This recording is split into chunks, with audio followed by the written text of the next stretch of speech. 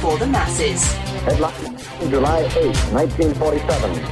The Army Air Forces has announced that a flying disc has been found and is now in the possession of the Army. If the game is rigged, change the game. Game changer. I occasionally think how quickly our differences worldwide would vanish if we were facing an alien threat from outside this world.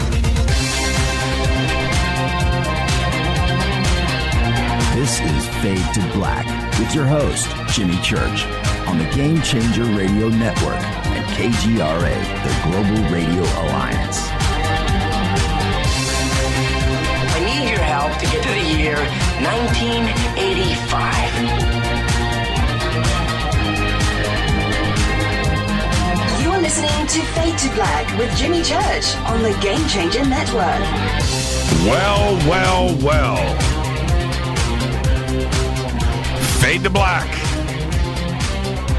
Bespoke radio for the masses. How you doing?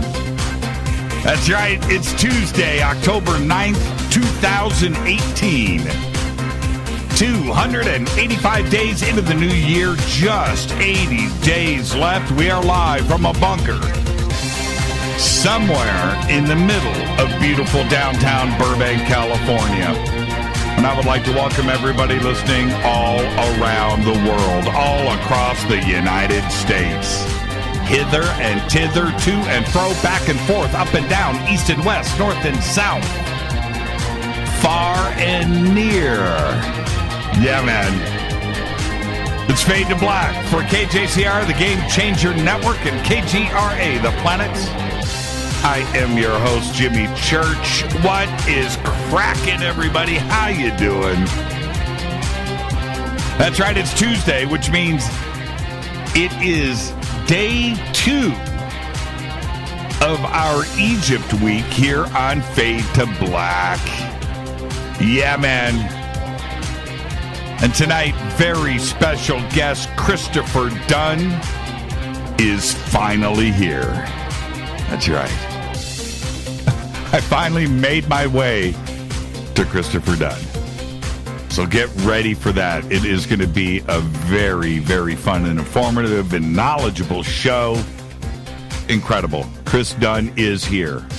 I want to remind everybody, tomorrow night, night 3 of our Egypt week, Brad Clausen is going to be joining us. That's right. The artist is going to be here. Now, we all know Brad from Pearl Jam, of course, and Metallica, and Nine Inch Nails, and Soundgarden, and I can go on and on.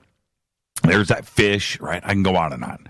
We know Brad from that, but his foundation and his knowledge when it comes to ancient Egypt and artwork and sculpture and the symbology and what it all means, and how not only does he incorporate it into his own artwork and his rock and roll stuff, but how it's changed us and what it truly means. And he's one of the great artists on this planet and of our generation. Serious business. Tomorrow night, Brad Clausen is here. So what? I mean, last night, Manu. Tonight, Chris. Tomorrow night, Brad. It just doesn't get any better. It really doesn't. Why is everybody going with this Taco Tuesday? How do you guys know that that's what I'm going to do tonight? Well, it's my birthday. Well, tomorrow's my birthday. Okay, so let's be clear on that. But if I push it, I can get it to midnight, and then I get to eat what I want, right? All the way through till midnight tomorrow night. So maybe I will do a taco truck on the way home. But that's on me. But thank you for the suggestion. I think we're doing tacos tonight. There you go. It is night 2, Egypt week here on Fade to Black. You know what to do. All the social media platforms, that's what we do here. On Stellar, on Stellar.com, Twitter, Facebook, YouTube, everything is Jimmy Church, Fade to Black. You know what to do, okay? And head over to OnStellar.com, register. It's such a great social media platform, designed and built for you. So much fun to hang out over there. I did it all day today, by the way. Oh, man. Yeah. Yeah, and I went.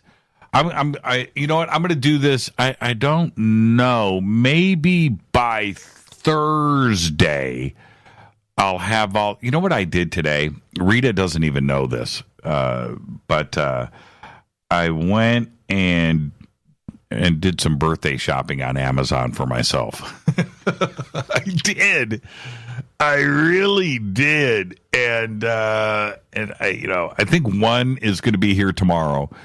And I can't wait to show it to you guys. And then there'll be another one here on Thursday. I couldn't. It was a pair, but it was weird. It was a set, but I couldn't get the set to ship on the same day or arrive on the same day. And Amazon's funny with that. You have to do this, and you can get them both on the same shipment if you do that. And I couldn't get it to line up. I couldn't through a bunch of different vendors. I couldn't get it to arrive on the same day. I'm so upset about that. But anyway, so that's what I did today. I shopped for myself, and I just couldn't help myself. I couldn't help myself. But you're gonna really dig it, so I'll show it to you on Thursday. And I don't want to. It's gonna have to be Thursday, because if I do one tomorrow and show it to you, then the one on Thursday, But if I do it all at the same time, yeah. So you'll have to wait until Thursday. Thank you for all the birthday wishes, by the way. They're coming in now, and I really appreciate that. It is, I know, it's the big double nickel. Yeah, that's right. 55 years old. I don't feel it. I know I'm not begging for compliments here. You don't have to say, Jimmy, you don't look it. But I certainly don't feel it. I didn't. If this is what 55 is. Because when I was a kid, 55 was bleeping ancient, and the people that I knew that were 55 acted 55, and they looked 55. I'm not that person. I don't feel it.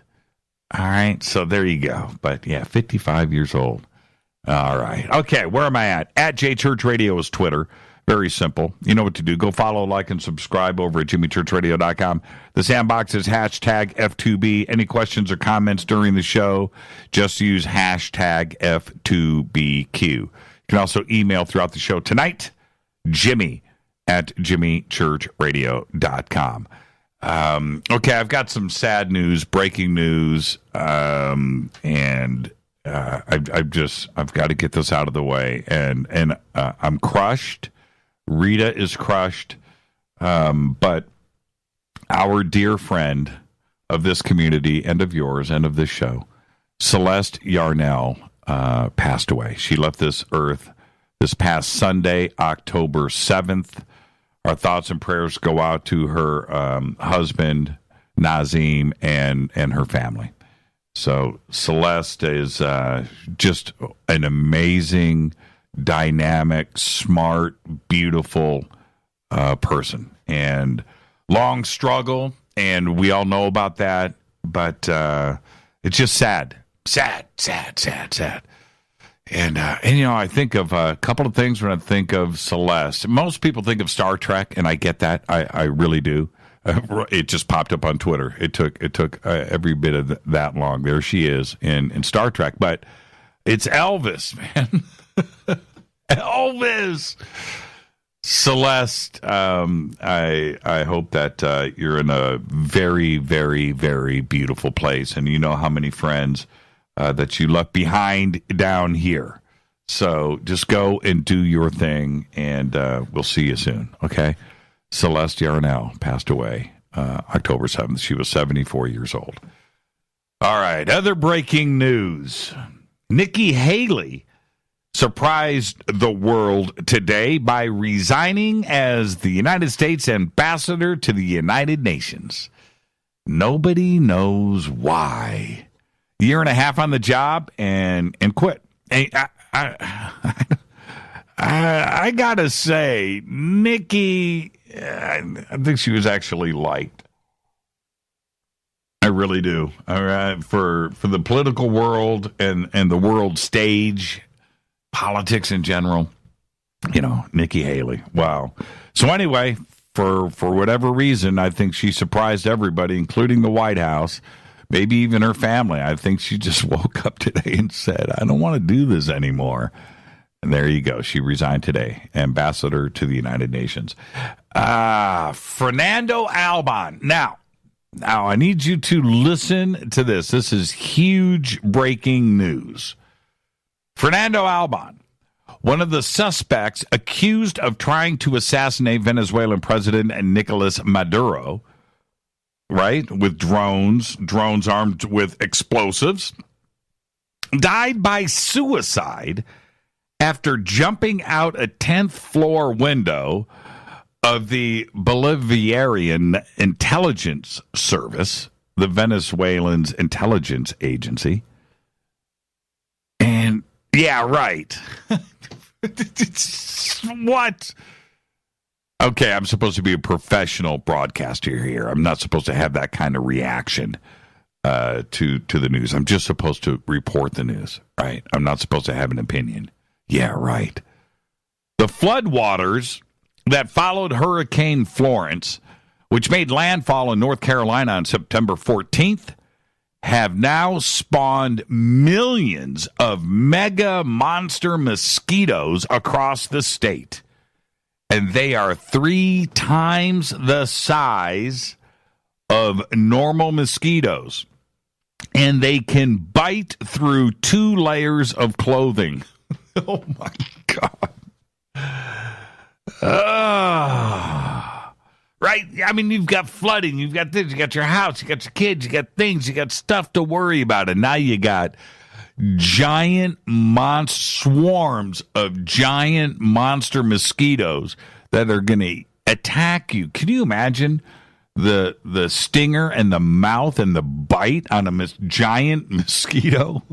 A giant pissed off mosquito? Think about that for a second. All right, the big announcement came today. The Rock and Roll Hall of Fame announced its nominees for induction into the 2019 class. Are you ready, kids? Def Leppard, Devo, John Prine, Roxy Music, Stevie Nicks, Todd Rundgren, LL Cool J, Kraftwerk, Janet Jackson, MC5 out of Detroit, Radiohead, Rage Against the Machine, Rufus featuring Chaka Khan, The Cure, and the Zombies. Now, I gotta say, okay, all right. Let me get to the top 5 artists, as selected by the public, will be announced in December. The 2019 induction ceremony will be held at the Barclays Center in Brooklyn, New York on March 29th, 2019. And I'm going to say it now. Can't they all get inducted? Out of every year, every announcement, every year by the Rock and Roll Hall of Fame, we've all went, oh, come on. Really? What is this? But that... Def Leppard, Devo, John Prine, Roxy Music, Stevie Nicks, Todd Rundgren, LL Cool J, Kraftwerk, Janet Jackson, MC5, Radiohead, Rage Against the Machine, Rufus featuring Chaka Khan, The Cure, and the Zombies. Huh? And you know what? That sounds like, you know what? I can do this. 1, 2, 3, 4, 5, 6, 7, 8, 9, 10, 11, 12, 13, 14, 15, 16, 17. I'm going to do, for my bumper music this weekend on Coast, I'm using this list for the Rock and Roll Hall of Fame. I'm just telling you right now. That is it's just not right. Only the top 5 make it. And I don't even know where to go with that. Def Leppard, they deserve it. Roxy Music, MC5, Rage Against the Machine for sure. The Cure, yes. The Zombies, Todd Rundgren. You know, LL Cool J, Janet Jackson. I don't know what to do here. John Prine. Oh, man. That's incredible. It's an incredible list. I just gave you mine, though. Def Leppard, yeah. Got to go there. You got to go there. MC5, yes. Rage Against the Machine, yes. The Cure, the Zombies. There's my 5. You know, and I'm cutting out Roxy Music. That ain't right. Stevie Nicks, that ain't right. Todd Rundgren, hello, it's me. Oh, man. MC5. MC5. Kick out the jams. Who even out there knows kick out the jams? That's right. Kick out the jams. I toured with this band. They were called the Big F. And I think they opened with Kick Out the Jams. Or they closed with a cover version of... I can't remember. Mark Christian, if you're listening right now, tweet in. What song did you get? Kick Out the Jams. Was that opener or was that an encore? I can't remember. They did a good version of it, though. Don't forget to subscribe to our podcast. It is just $2 per month. Go to jimmychurchradio.com, click on the podcast banner. You can also become a Fade or Not in our membership section on the site. All you got to do is click on that. That's all you got to do. And you get commercial-free downloadable archives, autographed gear, all that stuff. Okay, all right. All right. Let's get this show cracking. Happy birthday to today. Sharon Osbourne is only 66. Director Guillermo del Toro today is 54. Pan's Labyrinth, Hellboy, Pacific Rim, The Shape of Water. Didn't that win? That won the Oscar last year, didn't it? A couple of years ago. Tony Shalhoub today is 65. Sean Lennon today is 43. That's right. Son of John and Yoko.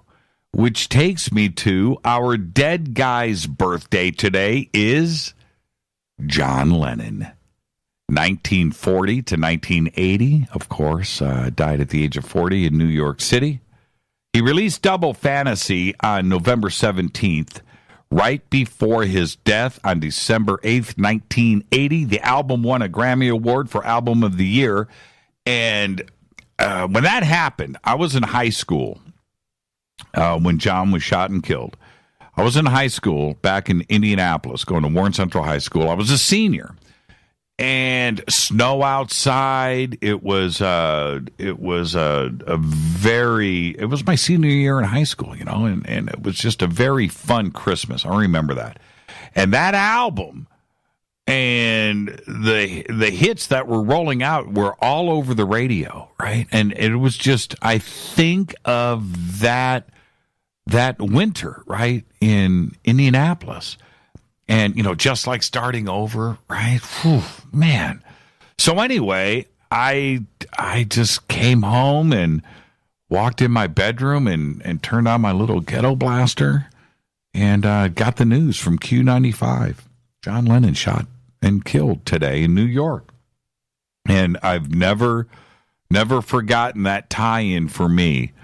That album, Double Fantasy, just like starting over, Christmas, Indianapolis, and John Lennon and Q95. Man, it's just bizarre to me.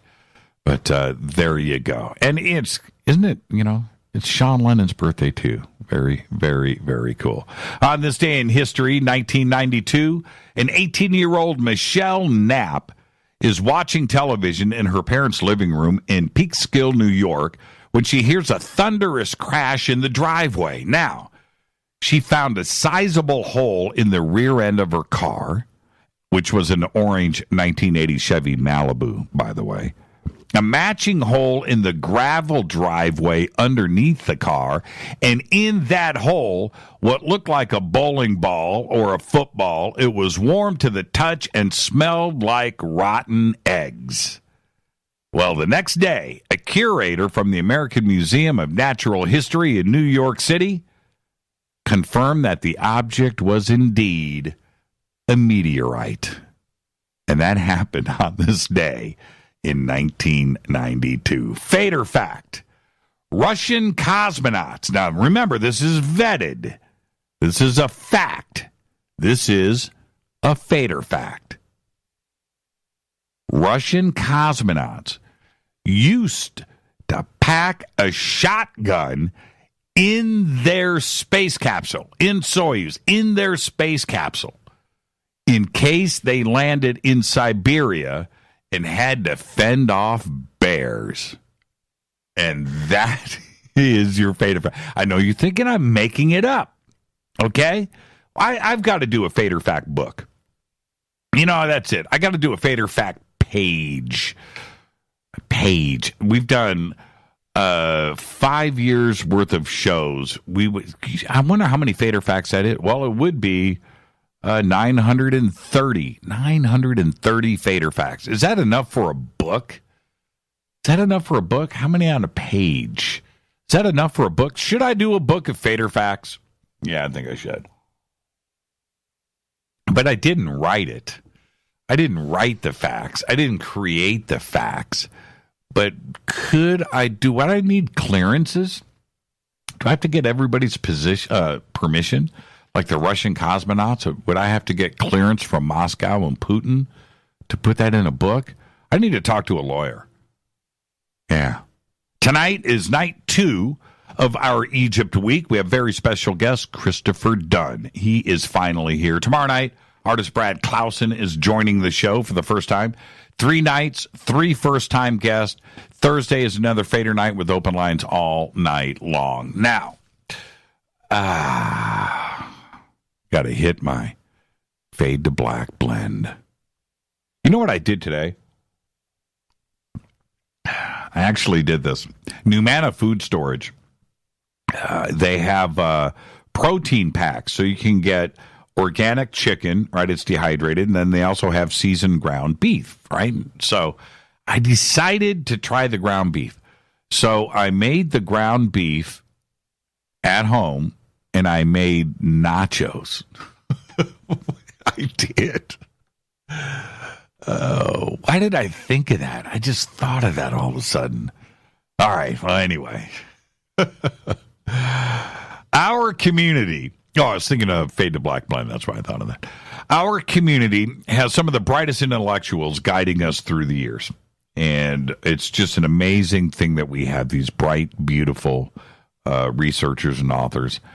And we speak of them often here on the show. And I'm talking about, the top of the tippity top, like Graham Hancock, Robert Bivall, Robert Schock, Richard Dolan, Linda Moulton Howe, Andrew Collins, right? Jacques Vallée, Eric von Daniken. And of course, John Anthony West and Jim Mars, who both recently left this realm for another. But the list is both long and short, depending on how you look at it. But this is totally not complete. But you get the idea, right? But I, just like all of you, have looked towards these shining lights of knowledge for their next book, their next public appearance, their next documentary, their next interview. The next gem, that nugget, right? That missing puzzle piece that we're all looking for. And we all do it. We do. Christopher Dunn is also on that list. And he's on that list for so many reasons. Our community needs someone like Chris that has that professional background, the street cred, the CV, that looks at the world with a different set of eyes so that we, too, can look at things just a little bit differently. But when you have that engineering background that Chris possesses, you also get to share the other side of what is really going on, how things were done, how they were made, constructed, designed. And, of course, ultimately, what they may have been used for. And it could be anything. All things, everything. If it doesn't grow out of the ground, somebody built it, somebody designed it, somebody thought about it. It has a purpose. It has a meaning. It's used for something. And it doesn't matter, right? It doesn't matter if it's a palette to spread makeup on your face, or something to grind, something to move, something to set on, something to build with. It doesn't matter. Everything that you look at around you right now, look around the room that you are in. If you're in a car, look around. Everything in there was designed, built, manufactured for a purpose by somebody. That's what Christopher does. I have, over the years, I have watched, I have read, I have listened to just about everything he has done. It's the way my brain works. I look at things differently, and I need different things. I like documentaries. I like nonfiction books. I like instruction manuals. That's the way my brain works. Now, I need that mechanical, that engineering speak. I live for that. And although I can appreciate the esoteric, the spiritual, the supernatural take on things, and I need that too, there's another side that has to exist to put it all together, to make it all work. And you need to think about things like that.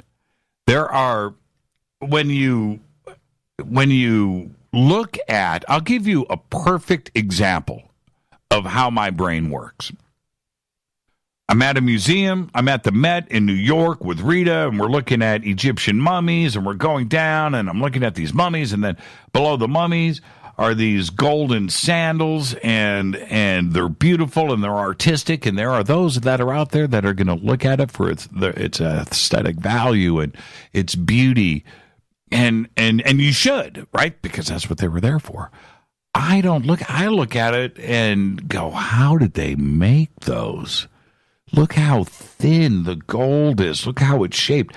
Look at the little beads. Look at what? How old are these? 4,000 years. How did they, what? Right? That's the way I look at it. And I look at everything that way. Everything, every wall, every building, every piece of carving and writing and text and this. I look at everything that way. How did they do it? Even today, I do the very same thing. There are reasons why, everybody, that it has taken so long to finally have Mr. Dunn on this show. And I'm not going to go into them here. I'm a little embarrassed, but we have waited long enough, and tonight is the night Christopher Dunn is here. I'm going to break away for this quick commercial break, and I'll be back with our guest, Christopher Dunn, night 2 of our fabulous Egypt week here on Fade to Black. And we're only halfway through it.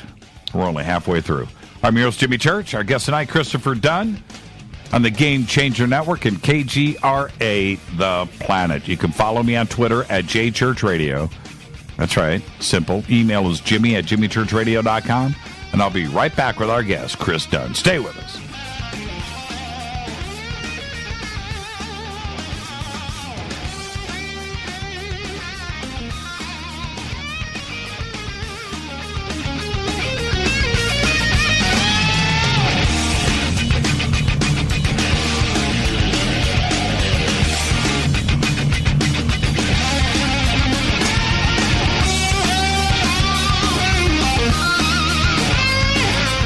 This is Nicole Church, daughter of you-know-who, and you're listening to Fade to Black on JimmyChurchRadio.com and the Game Changer Network.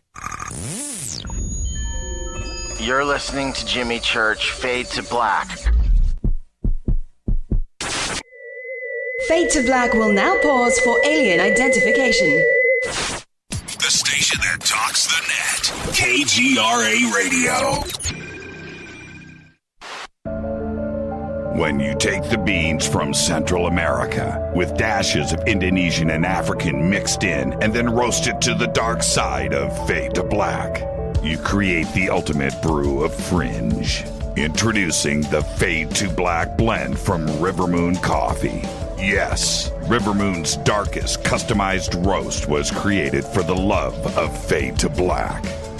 The alchemy of masterful roasting and smoking the beans is in every sip of this full-bodied, dark Java. I need my coffee dark, deep, with distinct bittersweet chocolate highlights, just like the bunker. Leaning further into the darkness of the roast is Fade to Black blend from River Moon Coffee. Just click on the banner at JimmyChurchRadio.com and use the promo code F2BBLEND for 15% off of your order today. Go Beckley Teppy. This is Jimmy Church of Fade to Black, and you can get our podcast for just $2 per month. All you have to do is click on the podcast banner over at jimmychurchradio.com. Times are changing. The circus of politics, healthcare's low standards and high prices, and let's not forget food quality. What to do? Arm yourself with Life Change Tea at getthetea.com. In a world of chemical imbalance and poor air and water quality, it's time you make a move. Log on to getthetea.com and stock up on organic non-GMO supplements. Don't forget the tea. Cleansing your body never felt so good. And we have a brand new tea called Takedown Tea, which helps support healthy glucose. All natural body support so you can be at your best, naturally. All you have to do is log on to getthetea.com. That's getthetea.com. We're not a fad that comes and goes. We are the real deal. Join us and armor up. Getthetea.com. That's getthetea.com. Changing America's health one tea bag at a time. 9 out of 10 geneticists agree. Fade to Black is not your father's radio show on the Game Changer Radio Network and KGRA, The Planet. Do you want to lose weight but have no idea where to begin? The Fast Start Diet, a 3-day weight loss plan, is the answer. 3 days of nutritionally balanced, calorie-restricted meals delivered right to your door. No shopping, no measuring, and no cooking. Everything is prepared for you and ready to eat at home or on the go. The Fast Start Diet has all the amazing benefits of intermittent fasting without starving. We've helped thousands of people who have struggled to reach their weight loss goals. Isn't it time we helped you? With the Fast Start Diet, you'll lose weight and feel great. Find Fast Start Diet on Amazon or go to faststartdiet.com and use promo code TALK to get 10% off your first box. And as a special bonus, Fast Start will include their #1 rated Lipo-3 appetite suppressant spray free with your order. This is Jimmy Church, and whatever your diet plans are, do what I did. Go to faststartdiet.com. Hi, this is Rob Reiner from Anvil, and you're listening to JimmyChurchRadio.com. What's up? I'm Chris. What up? This is Kyle Massey, and you're listening to Jimmy Church Radio.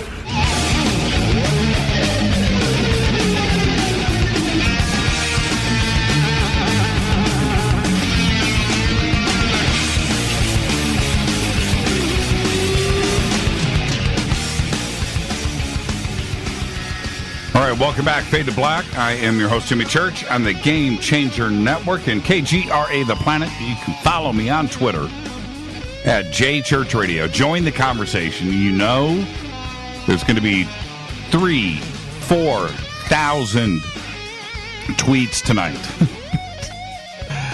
And you need to jump over to hashtag F2B and join in the conversation. It's an amazing thing to see every night on the show. That many tweets. What a great audience. Tonight's night 2 of our Egypt week here on Fade to Black. I want to remind everybody, tomorrow night, artist Brad Clausen is going to be joining the show. But tonight, it's Christopher Dunn. And Chris has worked at every level of high-tech manufacturing, from machinist, toolmaker, programmer, and operator of high-power industrial lasers, project engineer, and laser operations manager. Chris's Pyramid Odyssey began in 1977 after he read Peter Tompkins' book, Secrets of the Great Pyramid. His immediate reaction after learning of the Great Pyramid's precision and design characteristics was to consider that this edifice may have had an original purpose that differed from conventional opinion. Chris concluded that it must have originally been built to provide a highly technical society with an energy in short. It was a very large machine. Now, in 1998, the Giza Power Plant, Technologies of Ancient Egypt, was published.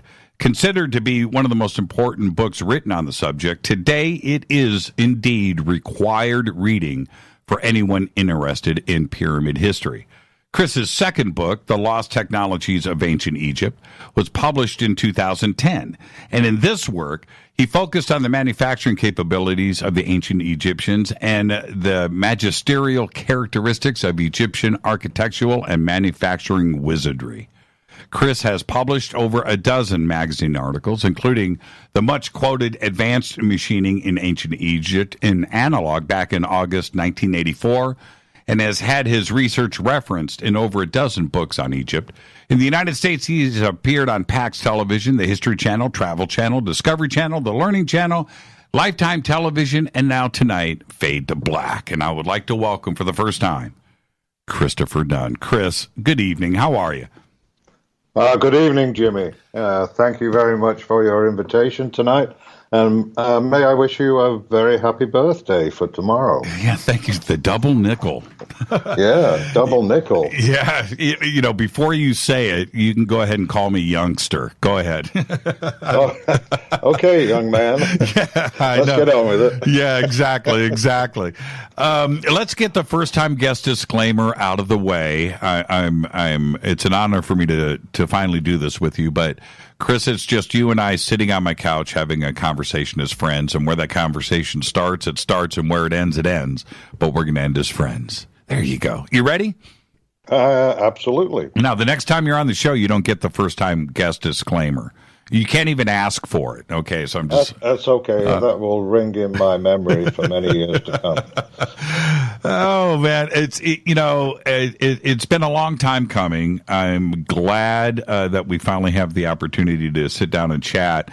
And I don't know if you heard my opening remarks, but I, like so many others in our community, have followed you and researched you over the years. And I want to, out of the gate, on behalf of our community and everybody here at Fade to Black, I want to thank you for your tenacity, for your research, for your dedication, and for everything that you have done for us. Thank you, sir. Okay?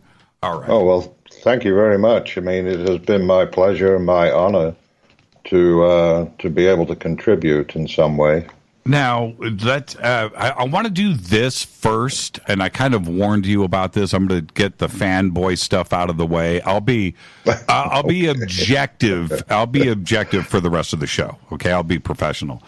But there for you, because I have a design background. So I went through all of the big corporations, and I know what that's like to be in a professional engineering setting. So I tend to look at life like that. It's really influenced me a lot. I look at the industrial design and just I look at everything that way first. And you have that same type of background. But you also give us that in our community. But through your professional career leading up to 1977, did you have an interest? Did you know what Egypt was about? Ufology or ancient astronaut, any of that stuff? Did you have any interest at all? Oh, yes. I had a huge interest in Egypt.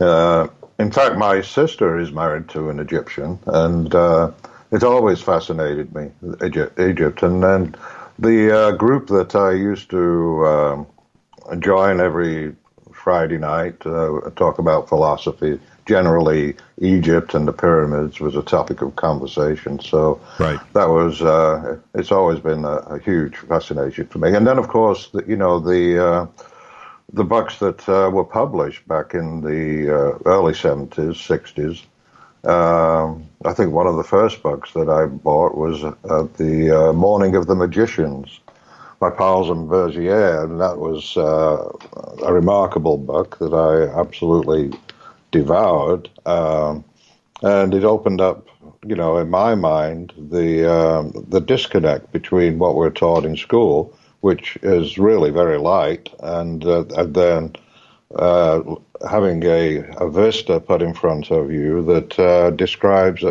a more remarkable civilization and something that was going on in the past that is a part of our history that we had not been advised of. And so, it starts out where you feel like you have been shortchanged a little bit, but then at the same time, you begin to look at how this particular movement grew over time. And then during that time, as you mentioned in your introduction, in 1977, there was a book that was on the bookshelf. It was a kind of what I would call a renegade bookstore, where they had all these, strange titles like "Secrets of the Great Pyramid" by Peter Tompkins. But that book was. It kind of jumped off the shelf at me, and so I made the purchase and took it home. And it's a absolutely remarkable book, and it's opened my mind to a lot of other researchers. When you go through the history of research of the Great Pyramid, and you learn about Davidson and Howard Weiss and William Flinders Petrie. Right. It's a remarkable body of work that has been generated for over 100 years.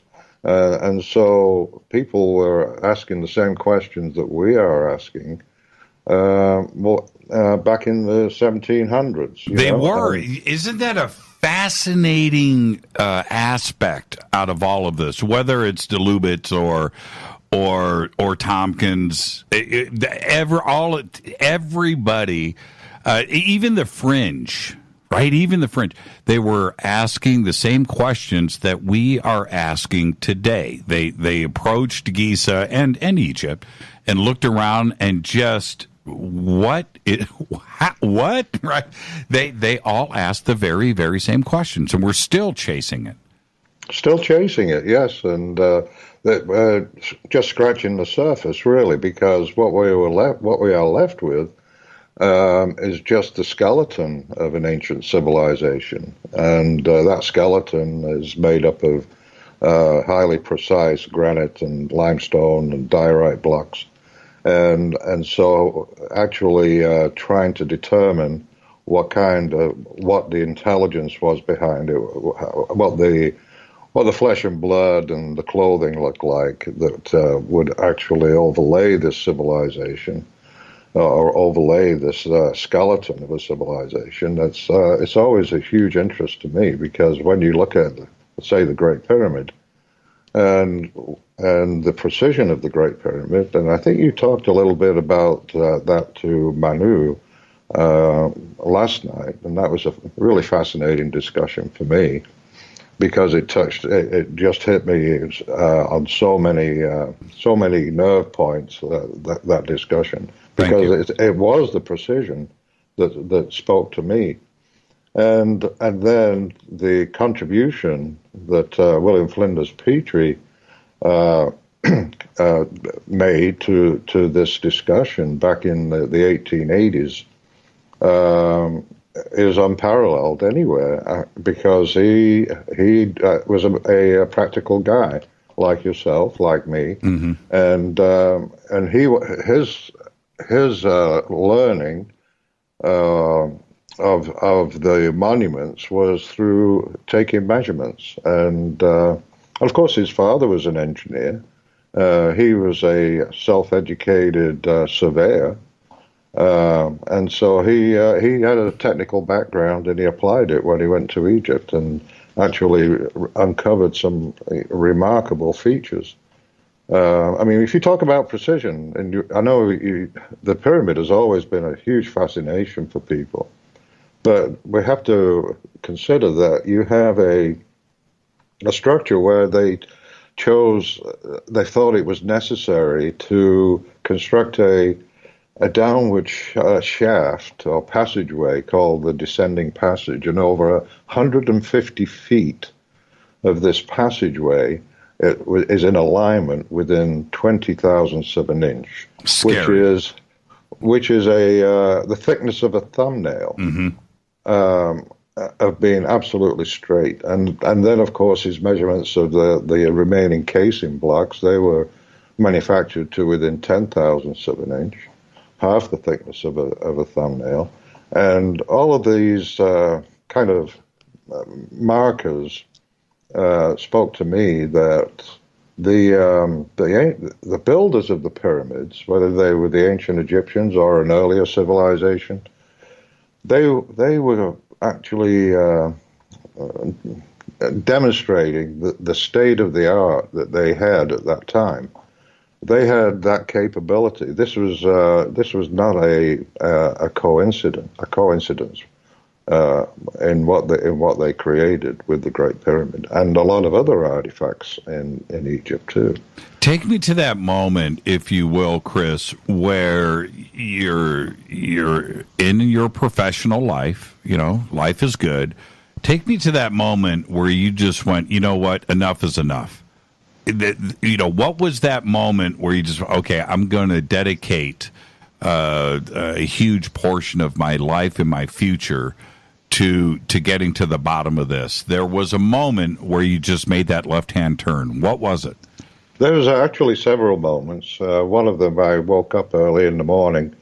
It was a Sunday morning, and I had a vision of the pyramid with the shafts, and it seemed like there was energy streaming out of these shafts inside the Great Pyramid, and then the hieroglyphs that were kind of written on the side of it. It was all in like fluorescent green. So, you know, that was a remarkable wow moment for me. And then the next one came when I was immersed in Tompkins' book, and it just struck me like the light bulb went off over my head, that energy was actually coming through the pyramid and being channeled to the outside, and that energy was coming from the earth. And so at that moment, I entered a space that had surrounded me for decades. And after that, as I tried to determine just exactly what this machine was doing, because ultimately,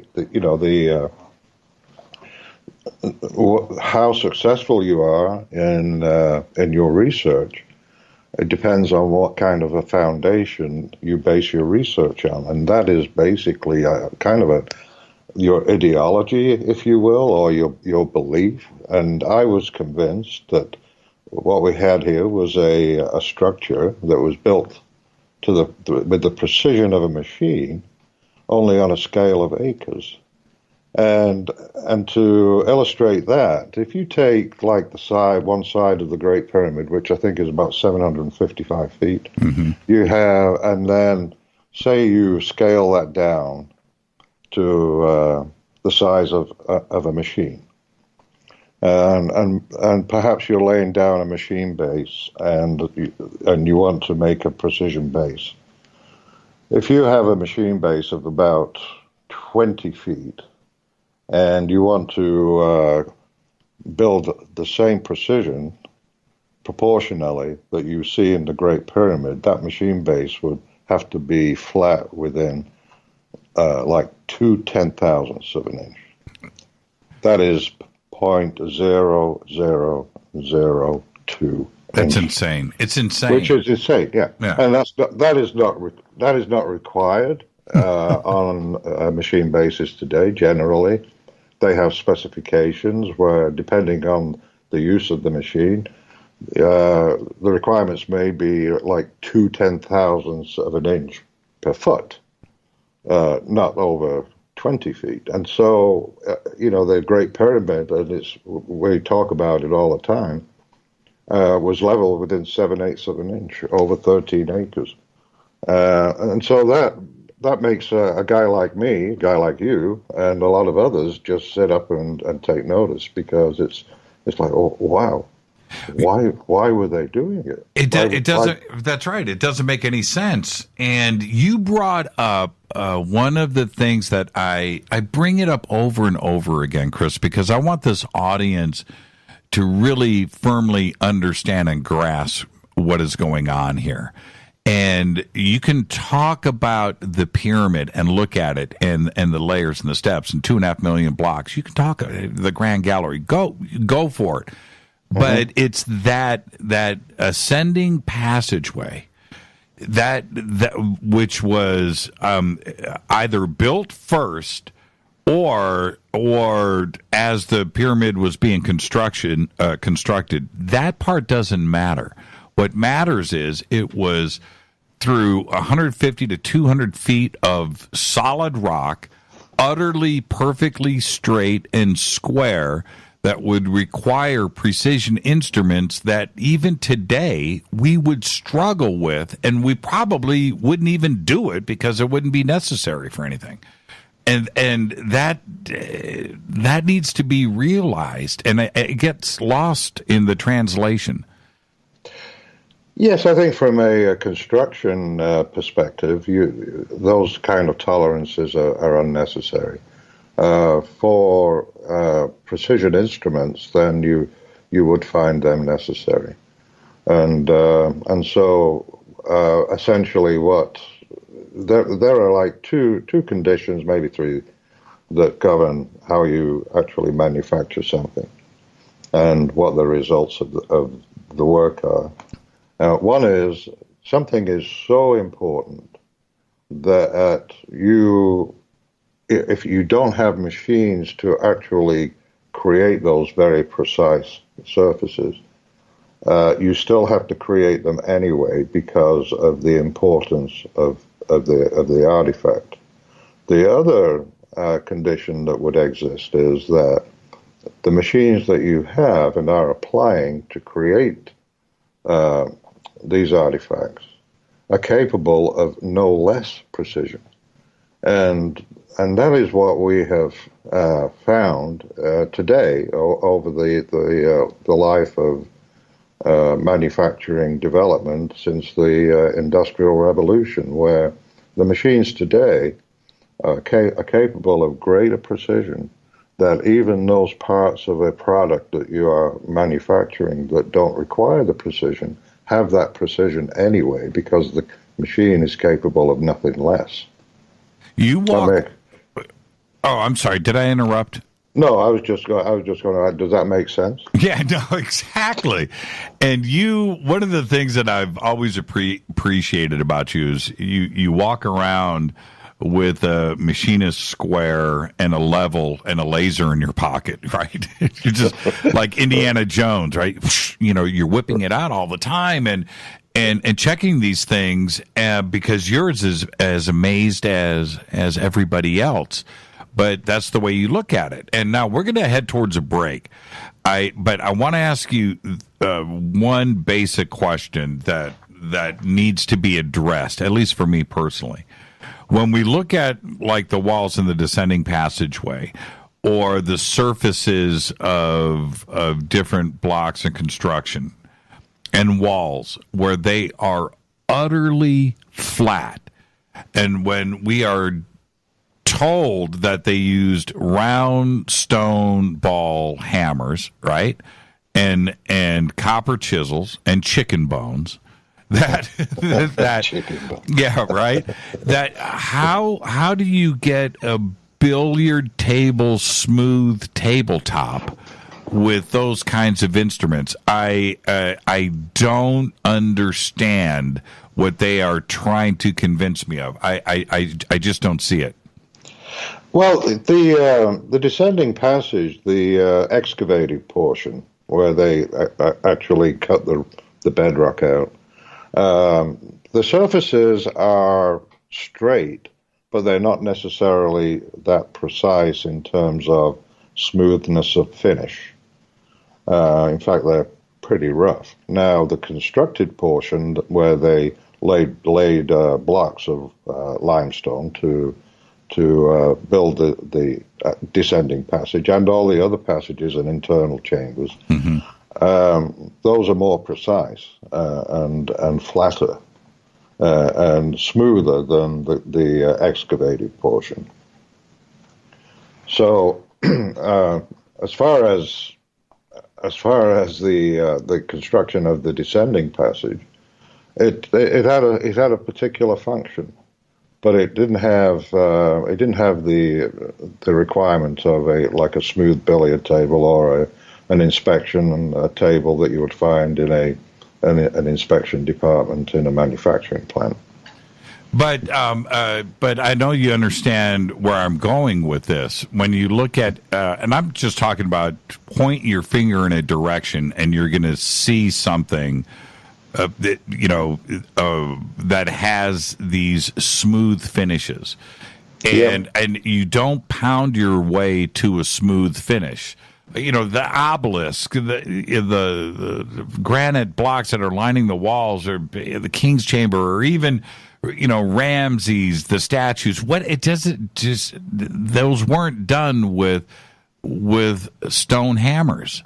They just weren't. You're not leveling and smoothing and rounding these surfaces with those. It's just an impossibility. Oh, no, absolutely not. But there are examples on my website that your listeners can go and look at.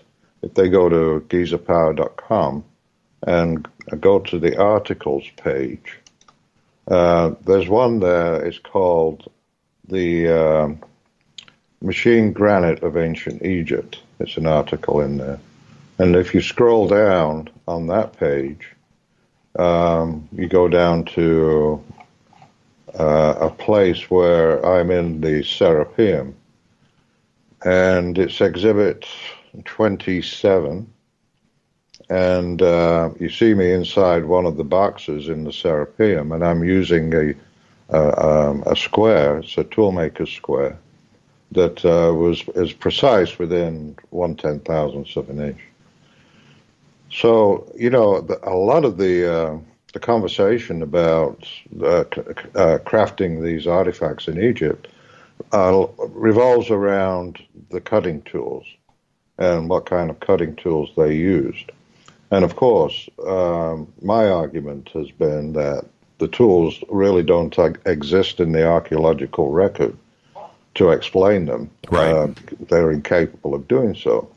But also lacking in the archaeological record are the inspection instruments necessary to check these surfaces and the geometries of them to make sure that they are indeed to specification. Flat and straight. Flat and straight and square. And square. So you have on that exhibit 26, so the left-hand side, you see me holding that square up against the underside of the lid. Right. Right? And you see the reflection in the granite. Yes. And, there's no aberrations in that reflection, and you see that it's dead square. Now, you go across to the other photograph on the right, and it's the opposite wall. And the same thing, it's pressed up against the underside of the granite lid and down the surface of the inside wall. So this actually tells us volumes about what they were trying to accomplish, because in order for those conditions to exist, those two walls opposite each other by around 6 feet or something like that across, they would have to be perfectly parallel with each other in order for that condition to exist. Look, we need to take a break right here, Chris. We'll pick up right where we're leaving off when we come back. Our guest tonight, Christopher Dunn, night 2 of our Egypt week here on Fade to Black. It's going to be one of those conversations. Buckle up, everybody. It's going to be amazing. This is Fade to Black. I'm your host, Jimmy Church, on the Game Changer Network and KGRA, The Planet. Our guest, Christopher Dunn. More with Chris right after this short break. Stay with us.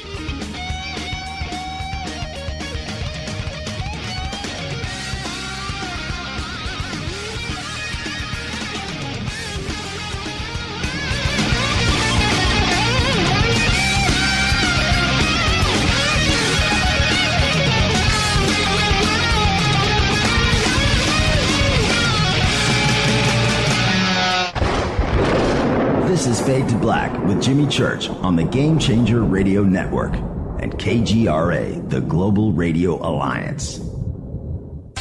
This is KGRA Digital Broadcasting Station, Salt Lake City, Utah, Van Buren, Arkansas. Folks, this is very important information. What's to be said about CBD?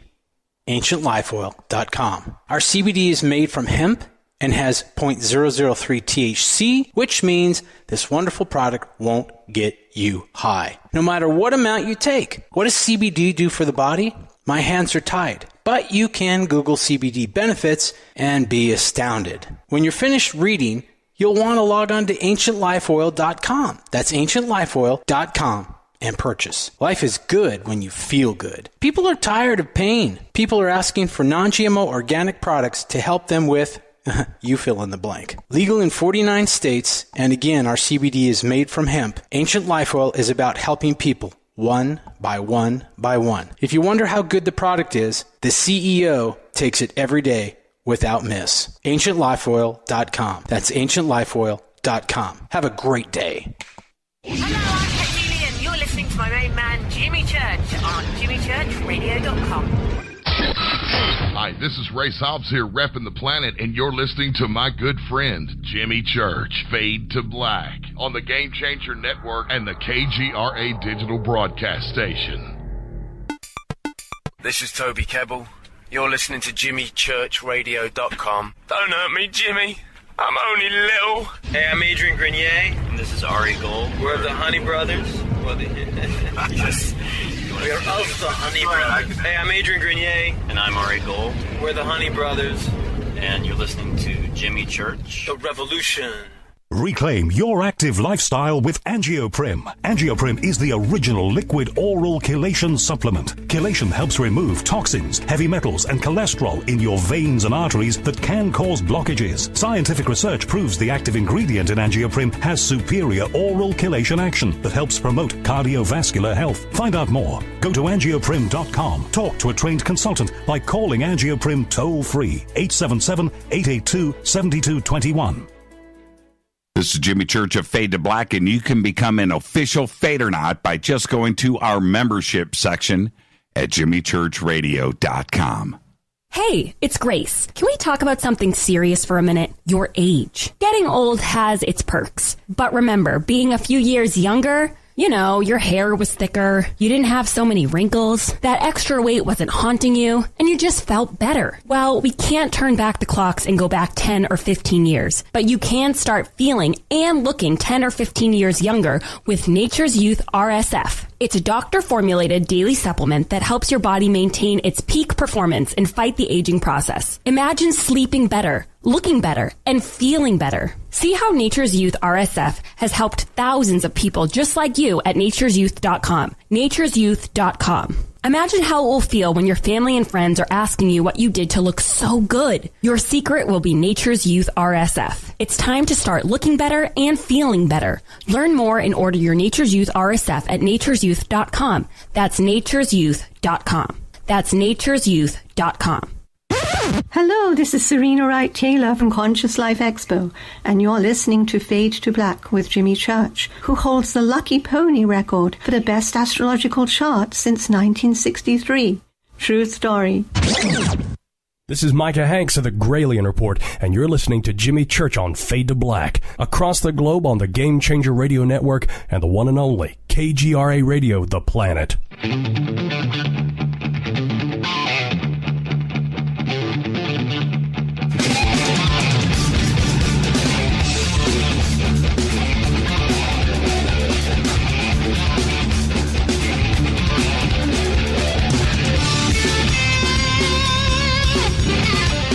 All right, welcome back. Fade to Black. I'm your host, Jimmy Church. Our guest tonight, Christopher Dunn. Yes, he is finally here. It's night 2 of our Egypt week on Fade to Black. And before the break, we were talking about these black granite sarcophagus and the pictures, Chris, of you that have been posted up on Twitter with the toolmaker square. Just absolutely epic, man. They're just the best. But I wanted to make a quick comment. A couple of years ago, I'm in New York, and we go to the Met, Rita and I, and they had a black granite sarcophagus there, and it was dated 2500 BC. And I don't know how many tons it weighed. You know, it's ginormous. You know, probably 5 foot, 6 foot by 10 foot, 5 foot high, giant box. And I go up, and what most don't realize, if you've never had this experience that you have had, You go up and you touch it, the sarcophagus, you knock on it, and you realize how cold it is to the touch, how dense it is, how hard it is. And then you look at the inscriptions, and you back up and you just go, it's impossible. And right after that, Rita and I walk over to this display case, and they had a little stela. It was about 2-3 feet tall, with the beautiful hieroglyphics on it, and the date, again, 2000, 2500 BC. And next to the stela, they actually had the audacity at the Met to say, and these are the tools that were used to inscribe the stela. And you look down, and it's like this little copper pick, little tiny pick, and a stone, and these are the tools. And I'm looking, so I immediately called John Anthony West. I call him on the phone, and I said, I'm looking at this stuff, John, and and to hear him laugh with me as we were talking about these things, about it just being impossible. And it's truly the case. You need to actually see one of these megalithic sarcophagus, or and feel what black granite and red granite feels like, and how dense it is, to understand that we're getting into the realm of being just impossible to do with the tools that they are telling us they did it with. Oh, absolutely. My first experience of that is rather amusing, actually. It was the first time that I traveled to Egypt in 1986. And my article, Advanced Machining in Ancient Egypt, was published in 1984. So I threw a few copies in my bag, and I went to the museum in Cairo, and I talked to one of the curators there, and I gave him a copy of the article. and so I thought, yeah, well, maybe he'd be interested in reading it. He looked at it, and he sniffed his nose up. He goes, turned his nose up, opened a drawer in his desk, and just flung it in the desk and said, "Thank you." And then one of the Egyptologists that was roaming the museum, I was talking to him. I said, "Well, you have these unbelievable monuments out on the Giza Plateau. What about the tools that were used to create them?" And he said, "Oh, no problem. I can show you those." And he took us upstairs in the Cairo Museum and to a tool case, and there in the tool case, just exactly what you described: some copper picks, copper chisels, and I said, "Is this all you have? I mean, that is not possible. What about cutting granite?" He says, "You need to go to Aswan. If you want to learn how the ancient Egyptians quarried granite, you need to go to Aswan." And so I said, okay. So he took me over to the travel agent and made sure that I bought 2 tickets to fly to Aswan, and which I did the following day. And so the explanation for how they quarried the granite was that they cut these slots around the quarry, around the bedrock, and then they inserted wooden wedges and then soaked them with water, and eventually the rock split. The interesting thing about that was that when I got back to Cairo and I was roaming around Khafra's pyramid on the Giza Plateau, and on the south side of Khafra, you've got all these granite casing stones that have been stripped off the pyramid. And the tool marks that are on the stone were identical to the tool marks, the slots that you see at Aswan. And so you put 2 and 2 together, you'd like, well, they wouldn't quarry something, or use those tools to quarry something, transport them 500 miles, and then proceed to use the same methods to strip them off the pyramid. And then I learned a little more, and I started to look at Roman quarrying methods. And you see the Roman tool marks, and they're identical to what you see at Aswan and what you see on the Giza Plateau. And so it's already in the record that the Giza Plateau was used as a huge quarry. Are you suggesting by the Romans? Right, and so this would suggest the Romans had steel, and now steel. Okay, I can back up and go. Okay, we can have that conversation, but not at 2700 BC. We can't have that conversation. It's two different conversations. They're almost 2,000 years apart. Yes, they are, but the interesting thing is that they are claiming that those marks were the marks of the ancient Egyptians, right? Which it seems clear to me that they're not ancient Egyptian quarrying marks because, well, you look at around the quarry, look at the unfinished obelisk, and they're totally different quarry marks. So the Romans were quarrying at Aswan, and they were quarrying on the Giza Plateau too, and selecting stones and using them in their buildings, obviously.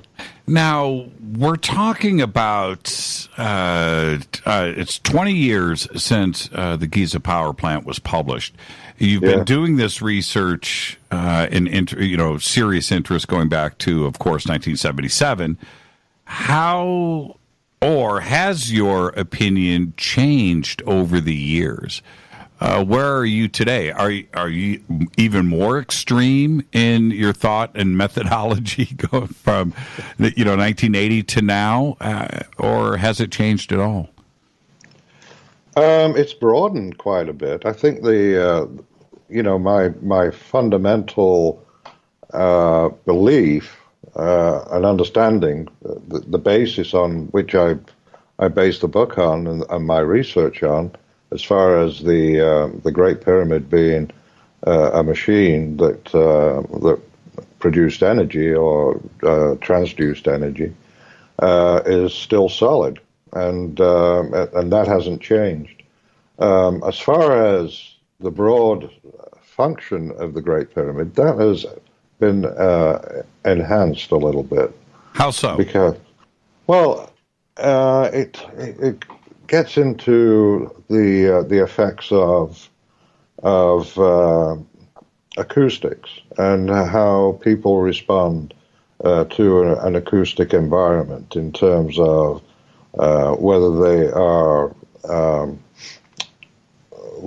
they are pleased with a particular frequency or collection of frequencies, whether it's harmonious with them, and then what those harmonious effects have on the body, particularly the brain, and how it would affect their mood and state of mind. And I think that that is a byproduct of the process, where you have really it's a holistic device that served more than one purpose. The prime function of it was to actually harmonize the planet, to harmonize the plates, and to draw energy from the plates, so to alleviate earthquakes. And then, because they were harmonizing the plates, and they were doing it in such a way that was in harmony with the human body, with the Earth, the universe itself, then it wasn't a machine that was jarring to the soul or the spirit. It was a machine that gave people comfort and a degree of happiness. I mean, architecture that we live with gives us, it connects us with the community, and such is the Great Pyramid. Even now, as it's not functioning to its full capacity, it still harmonizes and gathers people to experience being in the pyramid, or being around the pyramid, because it's definitely a very high energy spot. Yeah, you bring up one of the fascinating points for me, and that is 440, pitched, which is the note A, and it is tuned to a 440, and that frequency, pretty much no matter where you are in the pyramid, will resonate through there and even amplify. Through not only the passageways, but through the chambers and through the individual rooms. Well, that would indicate an engineering design concept for everything to function as one piece. Yes, I mean the whole pyramid is tuned like a very fine musical instrument. Right. And the point I made in my book was that there are a few pieces missing. So you do have energy that if I describe the Great Pyramid as a coupled oscillator. In other words, a device that a coupled oscillator is a device that if it's attached to a larger vibrating object, as long as that larger vibrating object continues to produce energy or vibration, then the oscillator, which resonates with it, will draw power from it. And so it's been my contention since I wrote the book that the Great Pyramid and the other pyramids are actually coupled oscillators with the Earth. They're attached to the Earth. They have a relationship, not just physically, but dimensionally with the Earth. And then when you get into the interior, of course, all the pyramids have an acoustic kind of resonance to them. The Great Pyramid has been studied more than the other. I mean, people are still going over it with a fine-tooth comb, trying to glean more information out of it, but dimensionally and even measurably with instruments, it is a very finely tuned acoustic device. Now, I would say that most of our audience has read the Giza Power Plant, and if they haven't, the stragglers out there, they need to go and get the book and read it. So I'm not going to visit the specifics of the book, but certainly there's been a lot of research that has come to light over the last couple of years, and in the last couple of months, some pretty exciting papers, and one of them was the EM electromagnetic published paper that came out 2 months ago. To me, Chris, that validates and in a weird way kind of vindicates that book. But how did you approach that paper, and were you excited, and did it help you in some of your concepts that you've been trying to present? Well, you know, the electromagnetic nature of the Great Pyramid has been known for many years. I mean, there are anecdotal stories of people being shocked by receiving electrical shocks when they've been climbing the Great Pyramid. And that particular paper was, when I first read it, I thought, you know, it was kind of like, okay, that really fits. But as I have studied it more and kind of let it settle in my mind, I do see that it has a tremendous impact, and it does dovetail into the theory about the Great Pyramid channeling energies to actually build power and be able to transduce those energies. And so when we see the full range of mechanical energy and electromechanical energy, and these are all working in unison together, I think it supports the idea or the theory tremendously. It does not, I mean, it does not support the mechanical function that I describe in the Giza Power Plant. If you take it, as two separate bits of research, it's like, well, the theory I lay out is based on the evidence found inside the Great Pyramid, but it's more of a mechanical thing. I mean, the electromechanical energy comes in when the hydrogen gas is pumped to a higher energy level in the King's chamber. Right. But as far as other energies actually being drawn into the pyramid and assisting in that process, I had not considered that. But I'm certainly considering that now. Now, as far as what the final analysis will be, I think it's a very attractive piece of research that really helps. I mean, a lot of people. I received tons of emails from people who claimed that I was vindicated, and when I first started to get these emails after this paper was published, it didn't settle with me, and I was like, well, I didn't really think that I was vindicated in terms of the technologies or the science that I was describing, because this was kind of separate from it. But now that I think about it, I think it does kind of blend into it. Maybe not totally vindicate everything that I've written about, but it certainly would blend into it. I think that the emails that you were getting and what I'm certainly alluding to is that it takes the focus away from the case that has been presented from conventional Egyptologists that it was just a tomb. And now we have a deliberate engineering aspect that it was designed, I'm going to say the word deliberately for a purpose that was not the tomb that it was intended, and what we have been told time and time again. And I think that's what those emails are suggesting to you. Yes. So that's where I'm coming from, and we need more of that. It's there becomes a tipping point, and I think we've almost reached that point now.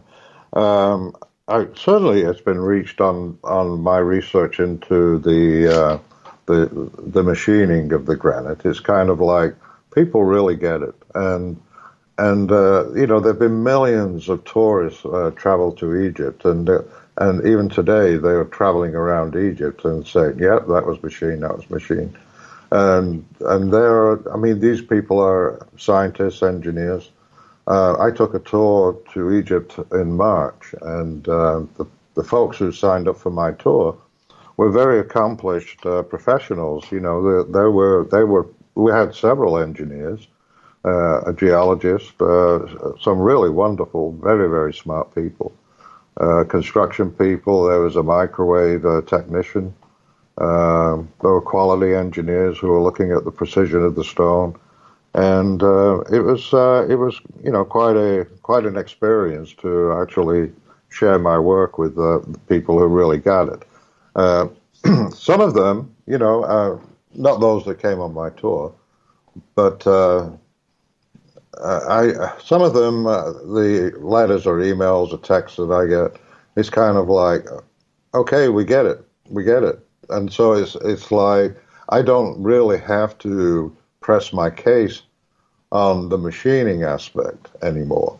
It's like it's already out there. People are recognizing it. They agree with it. And these are people who you would actually draw upon if you were to actually create these artifacts. If you wanted to create these artifacts, you wouldn't recruit Egyptologists to create these artifacts. You would recruit technicians, engineers, machinists, toolmakers, builders, those who have expertise in how things are made. But they get it. Yeah, they do. I think, and it's going to be soon, I'm going to make this very brief. My opinion doesn't matter. But I think that very soon it's going to get to the point, Chris, where they're going to have to tap out. Right? They're going to have to say, yeah. Uncle. But that really has never bothered me. I haven't been on a crusade to convince Egyptologists. I figure the work will be out there, and maybe another generation. You would have that that paradigm shift. I mean, when you consider, Jimmy, you go back. I picked up Petrie's work in 1978. Right. And that was like 100 years after he was doing his research. Right. 100 years. Right. Right. And so all credit to Flinders Petrie for being such a pioneer and putting his thoughts on paper. But in another 100 years, we just don't know what the intellectual landscape is going to look like when it comes to our understanding of Egypt. I can tell you now that the Egyptians, I think if there is going to be a revolution of thought on the Egyptian monuments, it's going to come from the Egyptians. It's not going to come from the West. And they have a greater stake in correcting the record than what we do. We're going to head towards a break. I want your comment on this. It was interesting. I had a limo driver. We're driving from Manhattan to JFK, right? We're at the end of our stay there in a limo driver.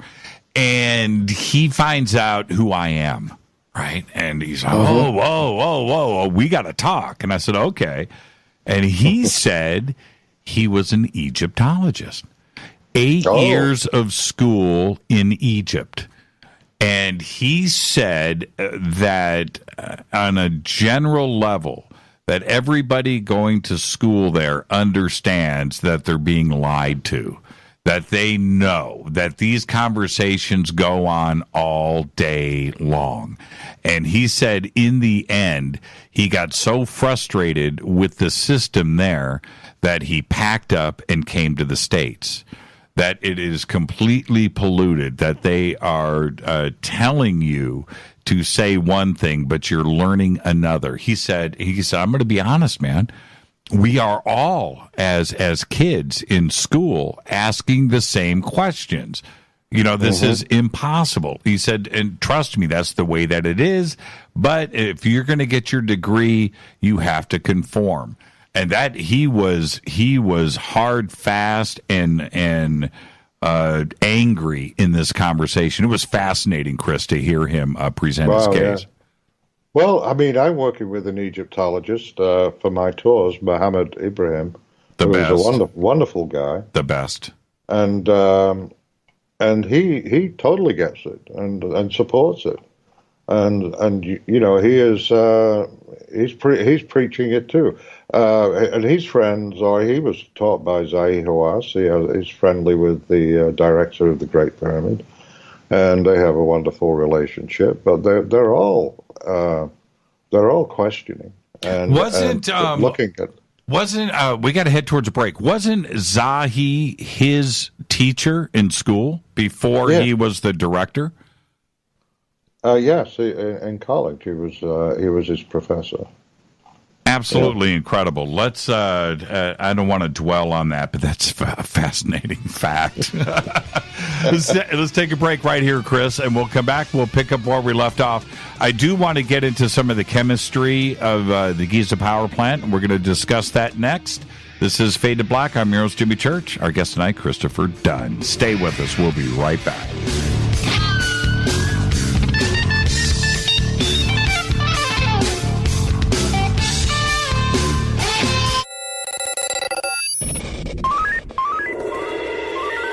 Way out here, we listen to Jimmy Church. You're listening to Fade to Black. Always on the edge of the hottest alternative talk. Jimmy Church with Fade to Black. KGRARadio.com. ¿Qué tal, mis amigos? Yo soy Mario Carson, el tiburón, y los invito para que escuchen a mi buen amigo Jimmy Church Radio. ¡Claro que sí!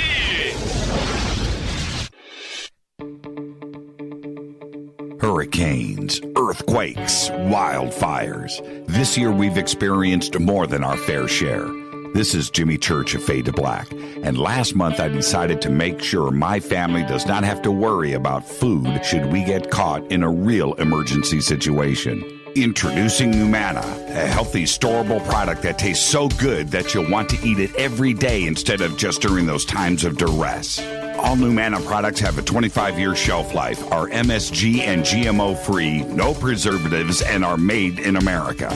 With the Numana pack in your home, you'll be able to sleep at night knowing that you've protected your family. Not only have I tasted and tested, I own it. Now you can too.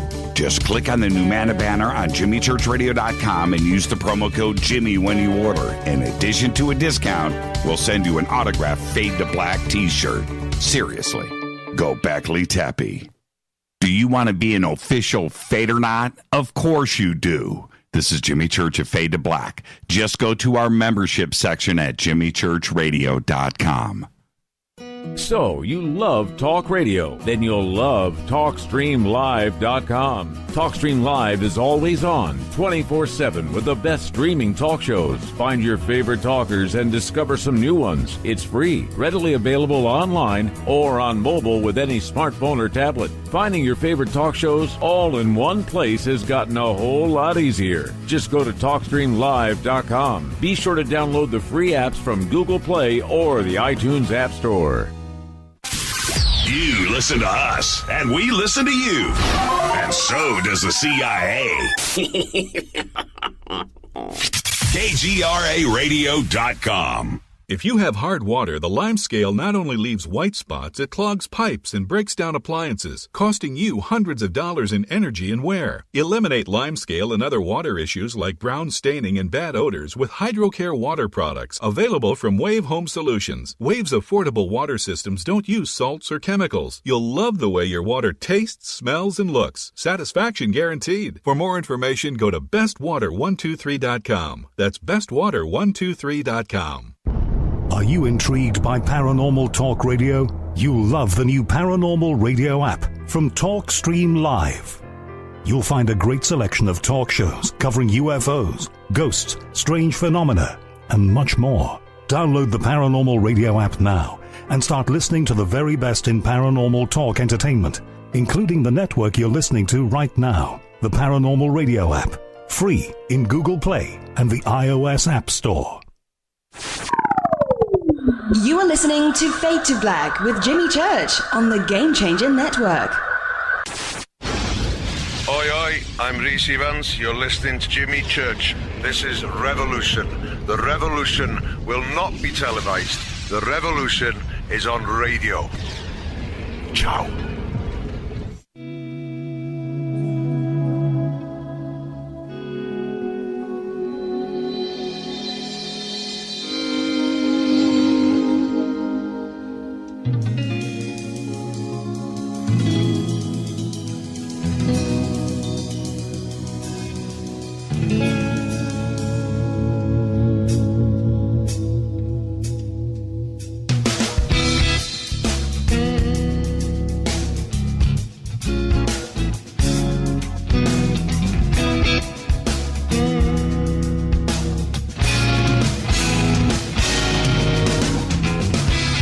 Welcome back, Fade to Black. I am your host, Jimmy Church. Night 2 of our Egypt week here on Fade to Black. Our guest tonight, Christopher Dunn.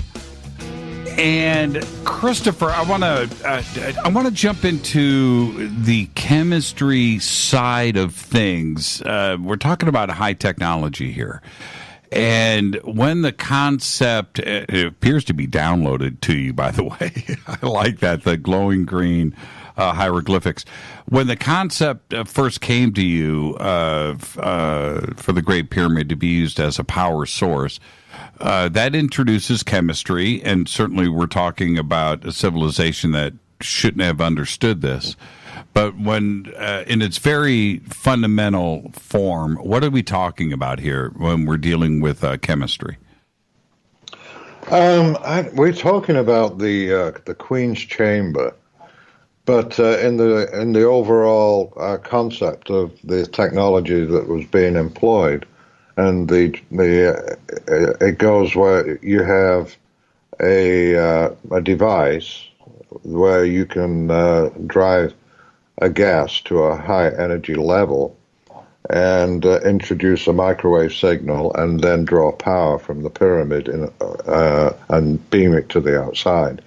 So that's the overall concept. And the gas that I selected was hydrogen. The reason I selected that was that the wavelength of hydrogen matched the northern shaft, the width of the northern shaft, whereas hydrogen has a wavelength of 8.309 inches, and the northern shaft has a width of 8.4 inches.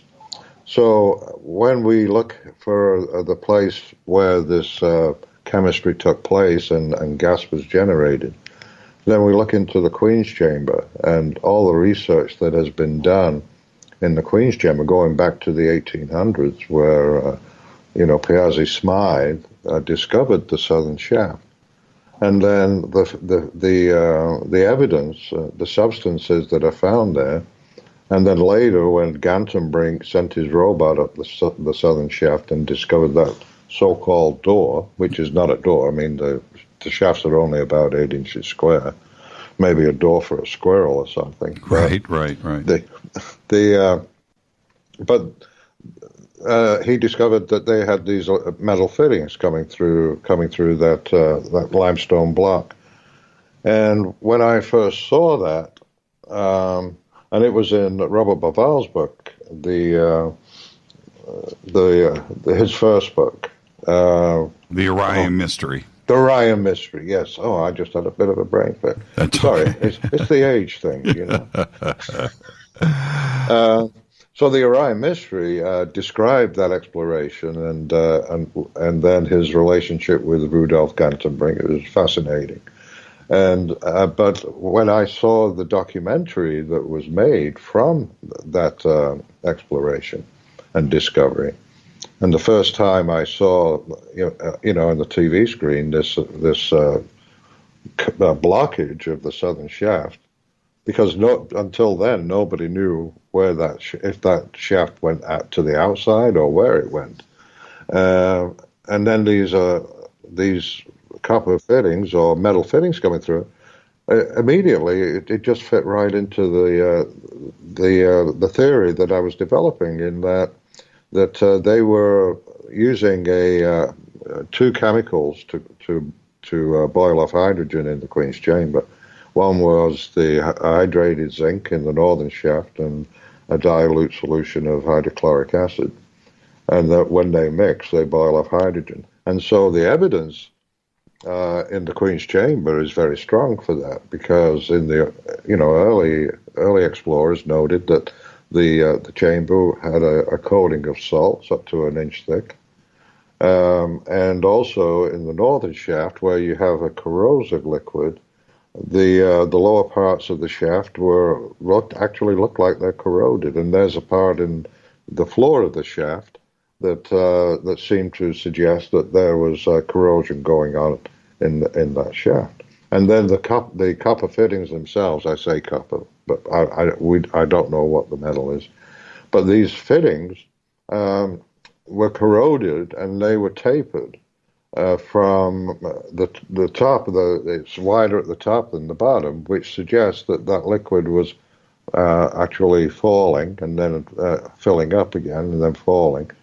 But the theory in the Giza Power Plant describes that being a fluid switch, because what you needed to determine the exact flow into the chamber was what you needed to know was what the head pressure was, and the head pressure determined what pressure you were putting up against the lower section where the shaft does not meet the Queen's Chamber. It doesn't go directly through it, but there's like a 5-inch what they call it a left, where the shaft was cut, leaving 5 inches of limestone between the shaft and the inside wall of the Queen's Chamber. So Canton-Brink's door wasn't a door or a plug, but a switch. No. It was a switch.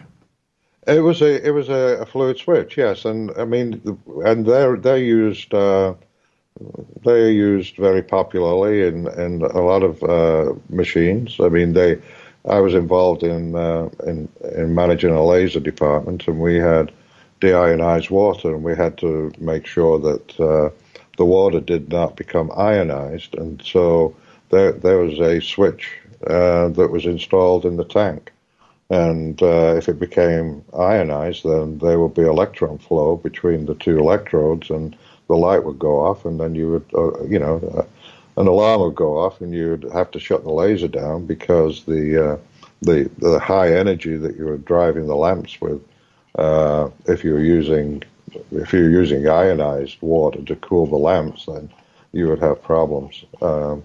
So those kind of devices are well known in engineering and in manufacturing, and so it seemed just natural that I would actually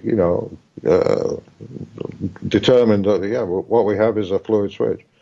I actually built a model of the Canton-Brink store and a section of the shaft, and I demonstrated how it works, and it works perfectly fine, even with regular water.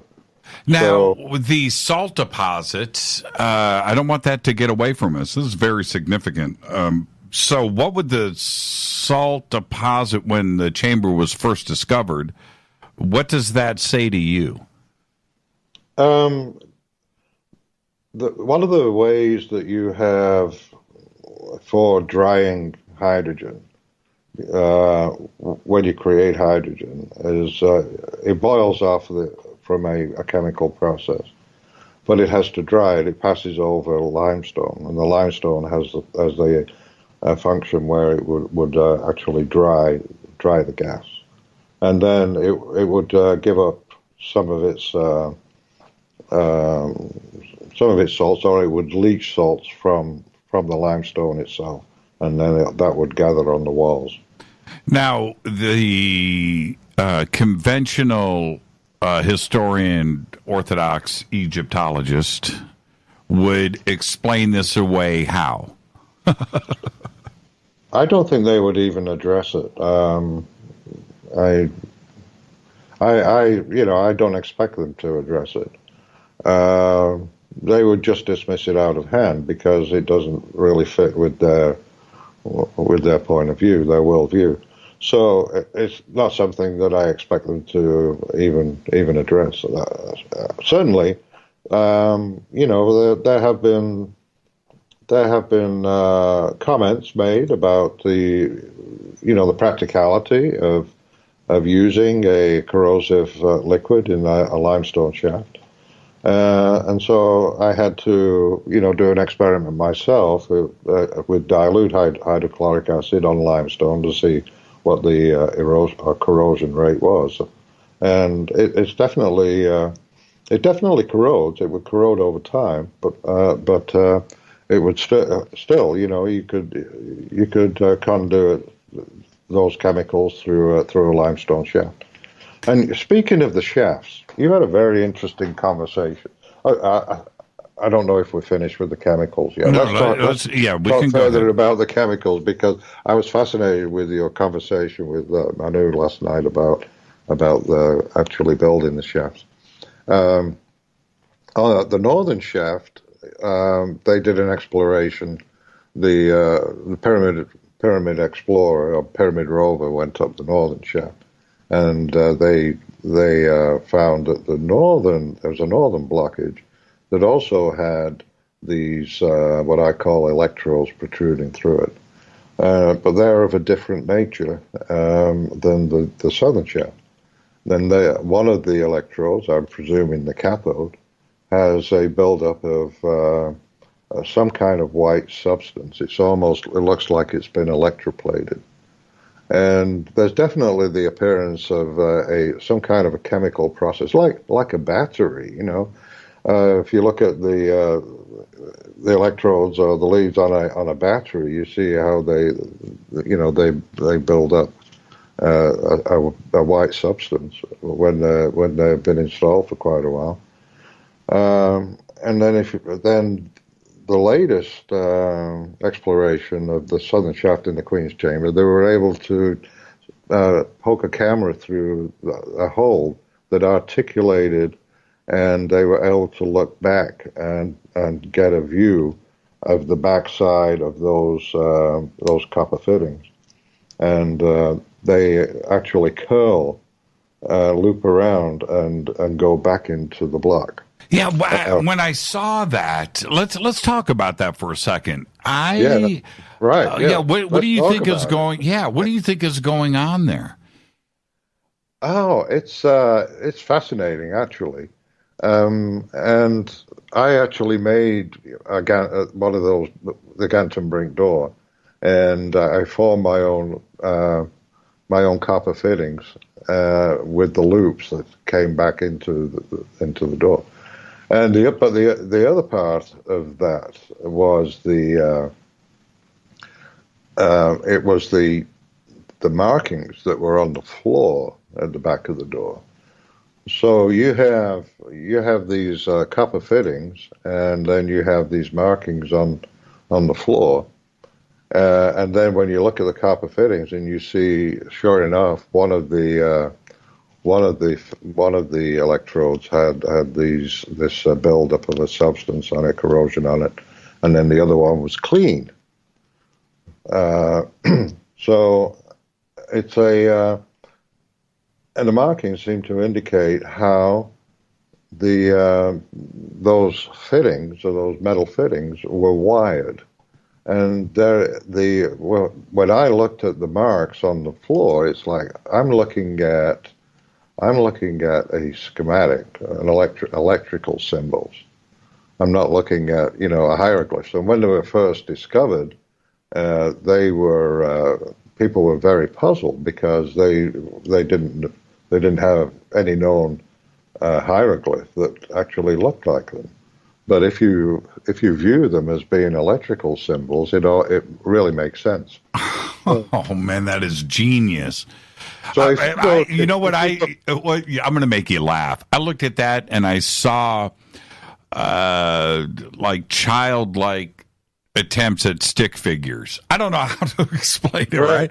Well, there's even a mark. There's even a line going towards the one fitting that highlights or identifies the polarity. So here, this is the positive electrode, and this is how you wire it, and it's very clear. I mean, the markings are fairly crude.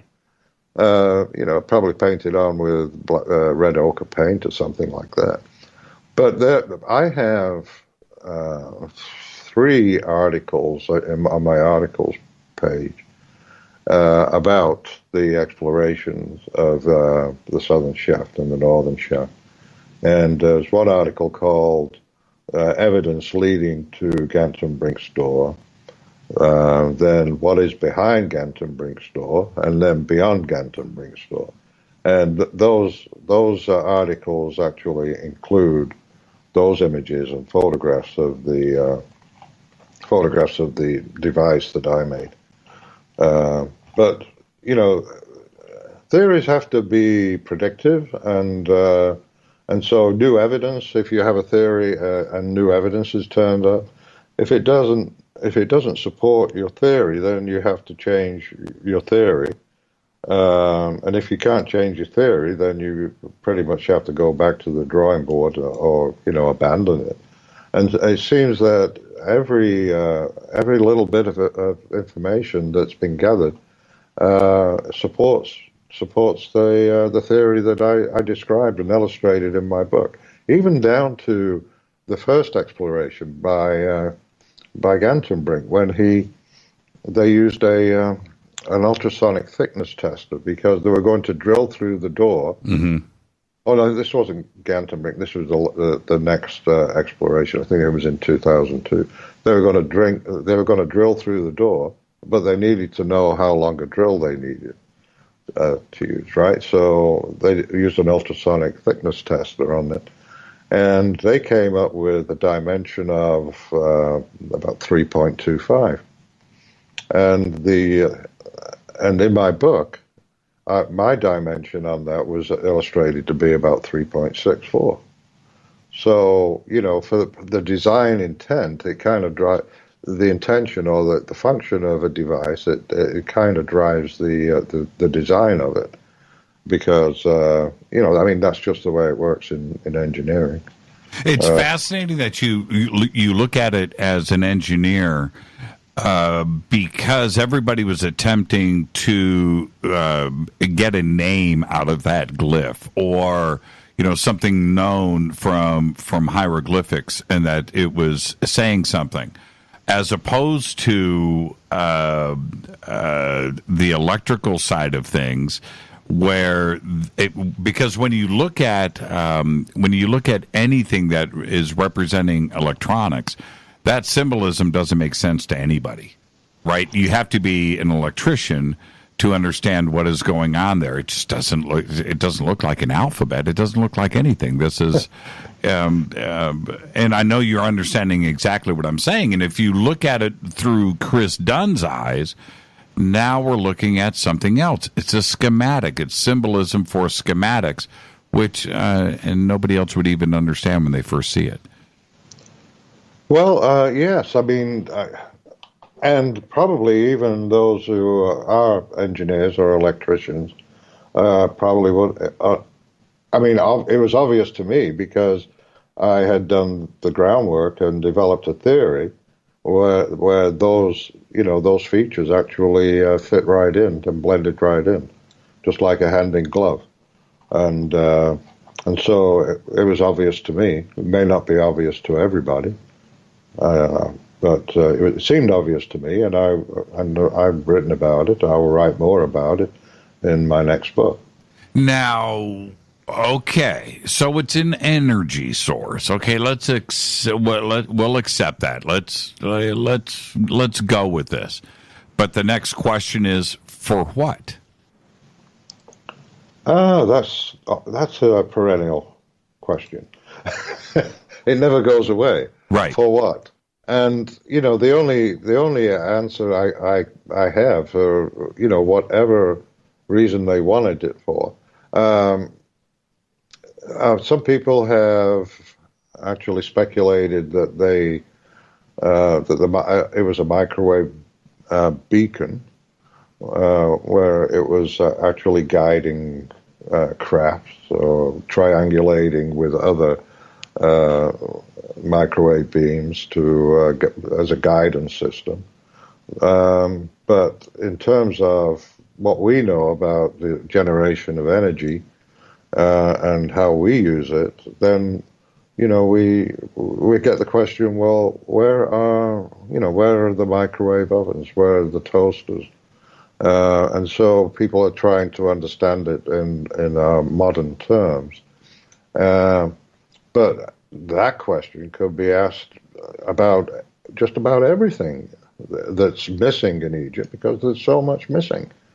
And, to say that, okay, we have all the tools and the inspection equipment, which would have to be fairly substantial and plentiful in order to do the work that they did. We accept that those are missing now. They've disappeared into the earth somewhere. Maybe, a huge tsunami, a big cataclysm scrubbed the landscape of all of these items.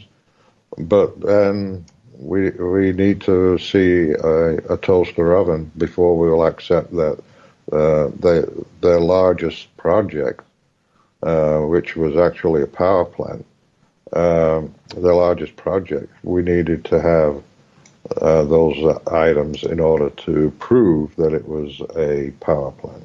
Well, you've thought about this a lot. You think about this every day, Chris. What is it that if you were going to put the money down, you're going to push your poker chips to the center of the table, what do you think it was used for? I think it was used for utilitarian purposes.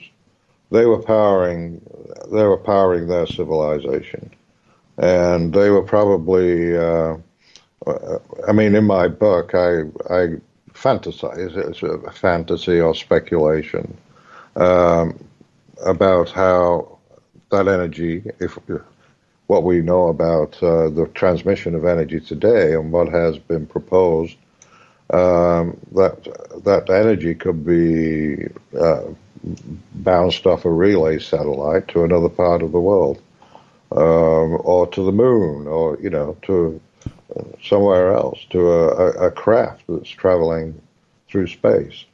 I mean, there's speculation. I mean, there's speculation that is viable to reduce the amount of fuel that a craft has to carry into orbit. They speculate that that energy could be beamed to that craft for it to use, so they don't have to have such a large payload.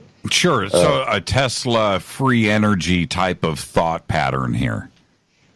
Well, I mean, I think it's kind of, it's a pragmatic, practical speculation, or, it's definitely worth discussing.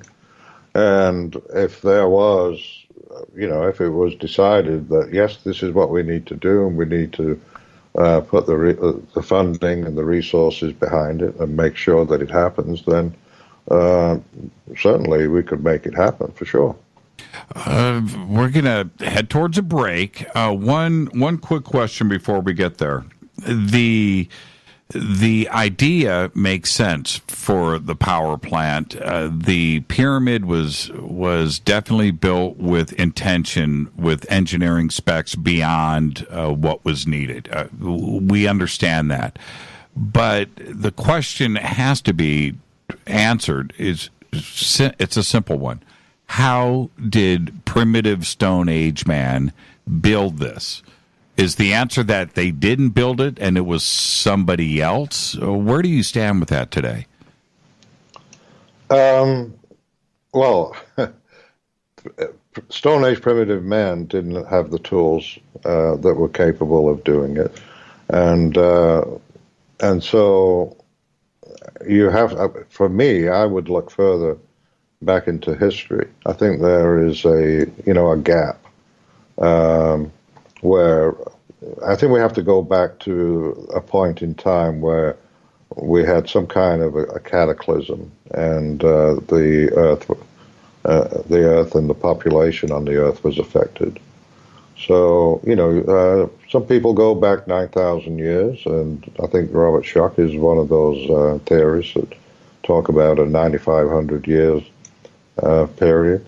But certainly, if such a cataclysm happened, there would be tremendous destruction. I mean, you disrupt the supply chain for some of our industries. It's like they would grind to a halt. For instance, I'll give you an example. Aircraft engines use these exotic metals, and in those exotic metals, you have the percentage of chromium in order to create these metals. Chromium comes from South Africa. So if you disrupt the supply chain of chromium into our industries, then that will grind for a halt. We'd have to go prospecting for chromium in other in America, but then if you got the supply chain and the travel of goods around the world, everything is so entwined and connected that it would be such a disruption that and if you're a very large section of the world, if there was like an extinction event like that has been talked about, where a vast swath of humanity just disappears from the face of the earth, then you're dead in the water. And if you do have these artifacts still around, you probably cannibalize them and put them to use doing something different. And then a lot of if you have ferrous metals, they would erode over time. And it probably wouldn't take 10,000 years. for things to disappear. I mean, all you have to do is look in a ravine in Indiana at an old car that's just been driven over the hill.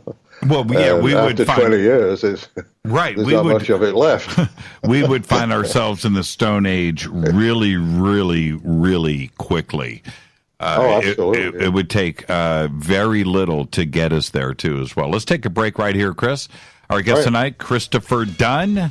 Night 2 of our Egypt week here on Fade to Black. I'm your host, Jimmy Church, and we're going to pick up where we left off when we come back. This is Fade to Black. Stay with us.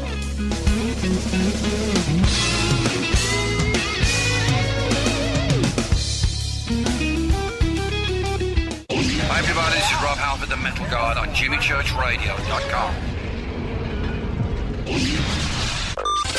This is KGRA Digital Broadcasting Station. Salt Lake City, Utah. Van Buren, Arkansas.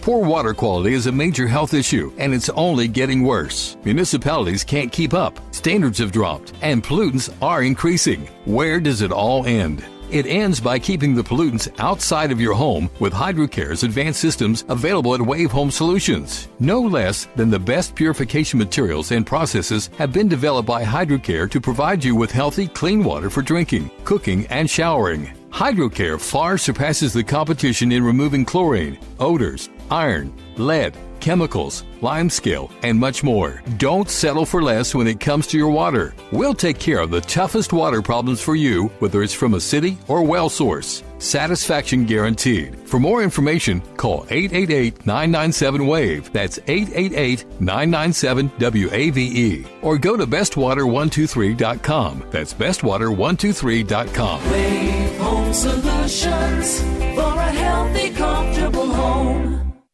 Your contact for current news and trending topics. KGRARadio.com. Does your basement or crawl space have a damp, musty smell? Well, watch out. That's a sign of too much moisture and not enough ventilation. And that can mean increased mold growth and the buildup of harmful toxins and gases. Don't bother with a dehumidifier. It just circulates the same unhealthy air. Now there's a better way to remove these dangers and odors. It's with the computerized Wave Moisture Control Unit that reduces moisture and expels pollutants. We replaced our old dehumidifier with the Wave unit, and in only 3 weeks, our basement is dry and the musty smell is gone. Wave units require no maintenance, no buckets of water or filters, and costs only pennies a day to run. Breathe better, live healthier with an affordable, no-maintenance Wave unit. Call 888-717-WAVE, 888-717-WAVE, or visit dryhealthyhome.com. Dryhealthyhome.com. Ride the wave. Wave Home Solutions for a healthy, comfortable home. This is Jimmy Church of Fade to Black, and I only drink Fade to Black blend coffee from River Moon. Just click on the River Moon coffee banner at jimmychurchradio.com. Promo code F2B blend. So are you tired of being tired? Well, then it's time to get the tea. Hey, it's Lisa here to tell you about this all-natural, all-organic tea I've been drinking that has had great results for over 20 years. It's called Life Change Tea, and it's specially formulated to help detoxify and cleanse your kidneys, liver, colon, and blood all at once. The colon is one of the most ignored organs in the human body. The faster that waste is eliminated from the body, the less time that waste sits in our intestines, spreading toxins to our bloodstream. This tea helps cleanse chemicals caused by outside intruders from our entire digestive system. And get this, weight loss can be a side effect. And with continued use of the tea, you can experience clearer, healthier, younger looking skin, increased energy, and a happier outlook on life. So if you're tired of being tired, get the Life Change Tea at getthetea.com. That's getthetea.com. And like me, you'll be glad you did. Did you know that when you're on the road with limited data or Wi-Fi available, you can still listen to every minute of Fade to Black by just calling 605-562-4482. No smartphone, app, or internet needed. It saves your data plan and no extra cost if you have unlimited minutes. Just call 605-562-4482. You can listen to me, Jimmy Church, on any phone, anytime, anywhere. Go Beckley Tappy.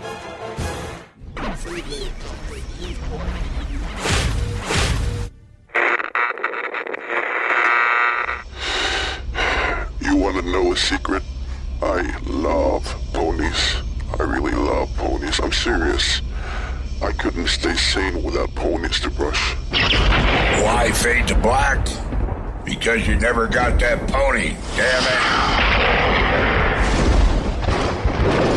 it. This is Fade to Black with Jimmy Church on the Game Changer Radio Network and KGRA, the Global Radio Alliance.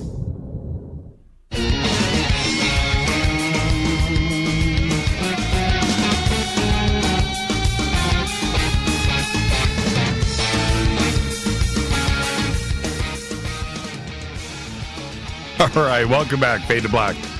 I'm your Jimmy Church. What an amazing conversation. Christopher Dunn is our guest. Night 2 of our Egypt week here on Fade to Black.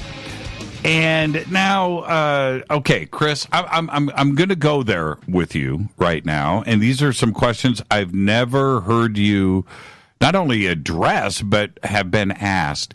And now when I've had many conversations with Graham and Robert and John Anthony West over the years. And one of the things, and Robert Schock addresses this pretty elegantly, there are 2 A words where professionals won't go, right? One is Atlantis, and the other one is aliens, right? And they protect themselves. It's a zone that they are reticent to go into.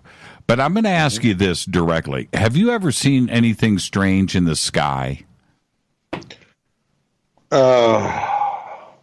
No, I mean, not really. No. No UFOs. No I've UFOs. not had any contact experiences or seen what I think are mysterious lights or UFOs. Would you like to?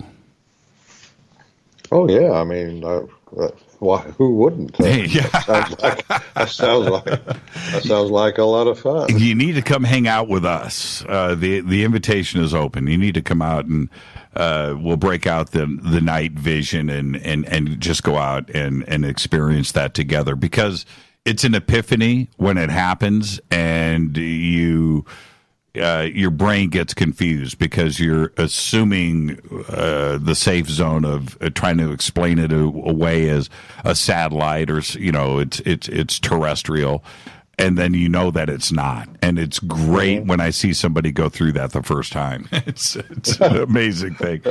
You should know I'm a born skeptic. I know. You're primed and ready. You're a victim. You're a future victim. I am, huh? Okay. Yeah, absolutely. And we will do it. We will get that out of the way. But what about the ancient alien theory and a hypothesis that has been laid out, certainly since Eric von Daniken, but today it's part of our pop culture. It's part of what makes us today. Where are you in that position? I think I am closer to Robert Schock than the fine people who frequent that particular program. The aliens and Atlantis. I have too much respect for the Egyptian culture and what they have suffered over the years in terms of people coming in and stripping them their heritage away from them. And, these were earlier conquerors, whether it be the French or the British, and the hauling off their artifacts that now sit in museums all over the world. And which, the Egyptians feel like they were badly done to.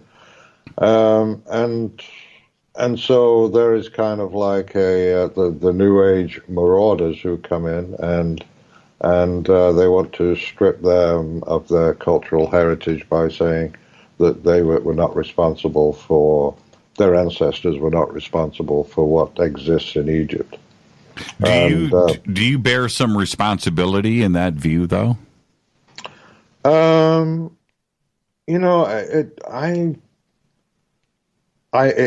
may be seen to bear some responsibility in that. I was asked to be on Ancient Aliens, and my mode of operation, policy has always been, I'm not going to judge or insult somebody by saying, well, if you're going to be talking, if your belief is in, say, Bible studies or, biblical archaeology, then I'm not going to share my work with you. Or if your belief is that everything was done by ancient aliens, that I'm not going to share your work with you. But I do like to be able to provide my opinion on that. And when I was asked to do Ancient Aliens, I asked them if I could comment on that and give them my opinion. And I was very clear in the interview that you can't just solely say everything was done by aliens, and that there are other possible reasons why these artifacts exist. And so you just can't, just lump it all in one all-encompassing idea, because I think you make a lot of mistakes then. You start throwing everything but the bathtub into the formation of this kind of ideology. And they were happy for me to comment on that, but I say happy. I'm not sure how happy they were. Well, I guess I do know how happy they were, because my comments didn't make it to the show. They ended up on the cutting room floor. So, but I'm not. Yeah, I would say I'm more in. I want to build up the Egyptians in terms of their self-esteem and pride in their cultural heritage.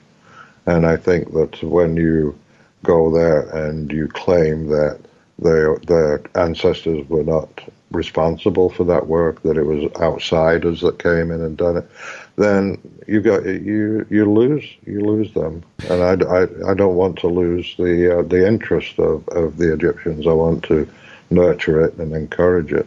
Certainly, and everything is taught. We understand that. You were taught, I was taught, everybody was taught, the ancient Egyptians were taught.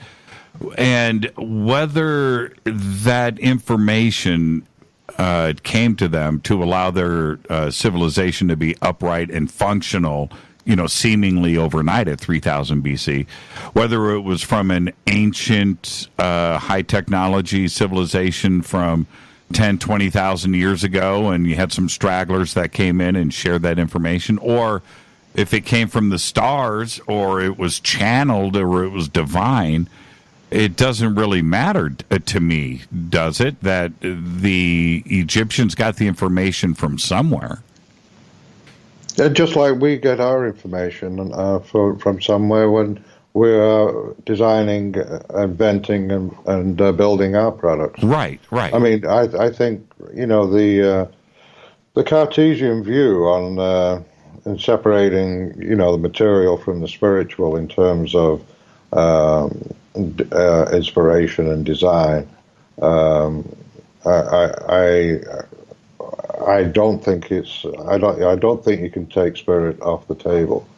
But it has created a bit of a dichotomy where people think, well, if you are spiritual, then you're not material, or if you're a materialist, then you can't be spiritual. But I know I've met more practical engineer types and technical types who are spiritual, more of those than people who claim to be spiritual in the New Age kind of movement. So, and I see, I don't see a difference. I mean, everything is based on spirit. Everything that exists is produced through inspired thought and work. And how can you separate the spirit or the spiritual nature from those activities? Well, you say something very interesting when you suggest, it just came to me, the idea for the Giza Power Plant. I had a vision, green hieroglyphics. That's a very spiritual moment to me. But then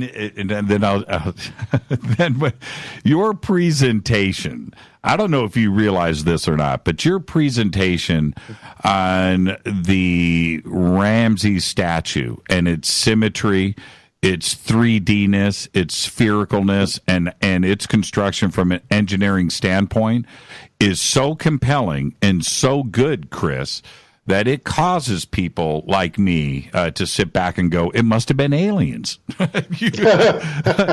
Well, and I can understand that. I mean, I can understand that. I don't have a problem with that. You know how good that was, right? And the research and the way that you have presented this, I have gone back and reviewed your presentations on this over and over again. And flipping that face over, right, and looking at it, I can't even tell which is right and wrong. And it is so good that you have caused people to go back and rethink their own mind, the way that they have been convinced over the years. It's your fault, man. Well, I've had a lot of help. It's not just me. I've had an enormous amount of help along my path, and I've been blessed to have people come into my life who are extremely intelligent, extremely talented, and knowledgeable. Scientists, physicists, engineers that have helped me along the way, and are still helping me. I mean, the team I have now, I can't say enough about them. They're just brilliant people. In fact, you should have them on and talk to some of my research associates. Absolutely. It'd blow you away. Absolutely. They blow me away. There's one point, and Manu and I touched upon it last night. I try to revisit this once a month or so. But there's one point, it's a large one, that I can't convince myself of, and that is when you compile the logistics on top of each other. The 20 years and 2.5 million blocks and 2 minutes per stone, that's been run in the ground, but it's a very valid point.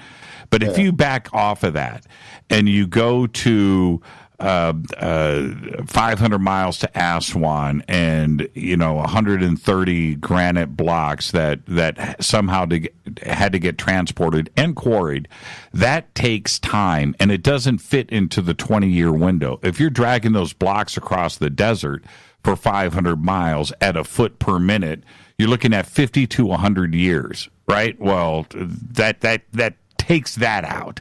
And if you threw it in a boat or a barge, the barge would sink with a 70-ton granite block in it. So there's that part. And then you have the amount of people that would have to be involved, that would have to be fed and clothed and worked, not only for the Great Pyramid, for all of the pyramids over a 200-year period. And the logistics just don't fit. We start to calculate thousands of years, not 20 years per pyramid. It just doesn't fit. That's the way. You're an engineer. You look at all of these things when you go into a project. It just doesn't. How do you try to explain this in your own mindset, or can you? Oh my God! No. I don't think we have enough time tonight, Jimmy. I know, right? You're going to have to reschedule me on because that is a fascinating subject, and I was actually chomping at the bit to talk to you about that after listening to your interview with Manu, which was an absolutely marvelous interview. What a wonderful man! Yes, he's amazing. Yeah, amazing guy. And I just loved every minute of it. But that subject, I don't think we have enough time, Jimmy. Well, let's visit this. I mean, how is, I think part of it, Chris, is researchers like yourself and others are giving us the knowledge that we didn't have 20, 30, 40, 50 years ago to digest this. But I think today we're starting to understand that it, just from a logistical point of view, there was not enough time. Well, I would disagree. Oh, let's go. Perfect answer, Mr. Dunn. No, I mean, it depends on how you look at a project, right? Okay. I'll give you an example.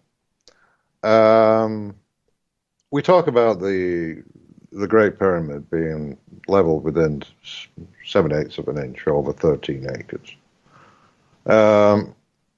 And then we talk about, well, how were they able to achieve that precision and build all those courses of limestone with this perfect exterior, the casing stone. It would take a tremendous amount of time. If you're building the pyramid from the inside out and you have to level the entire site to within those tolerances, then you've got an enormous amount of work. But I don't think we're thinking about the problem the correct way. In engineering, in tool design, machine design, if you were to say we were to look at the Great Pyramid like a machine or a collection of parts that you had to fit together and come up with that final product where you have 7/8 of an inch over 13 acres, aligned to true north within 3 minutes of a degree, and then have that, that pyramid angle of 52 minutes, 51 degrees, 51 minutes, 14 seconds. Then you would have, it would be quite a puzzle. But you can simplify it very much. If you say, okay, we don't know how far the pavement extends under those casing blocks. And if I was to design the pyramid, the pavement where the casing blocks sit would only go as far as maybe two blocks in.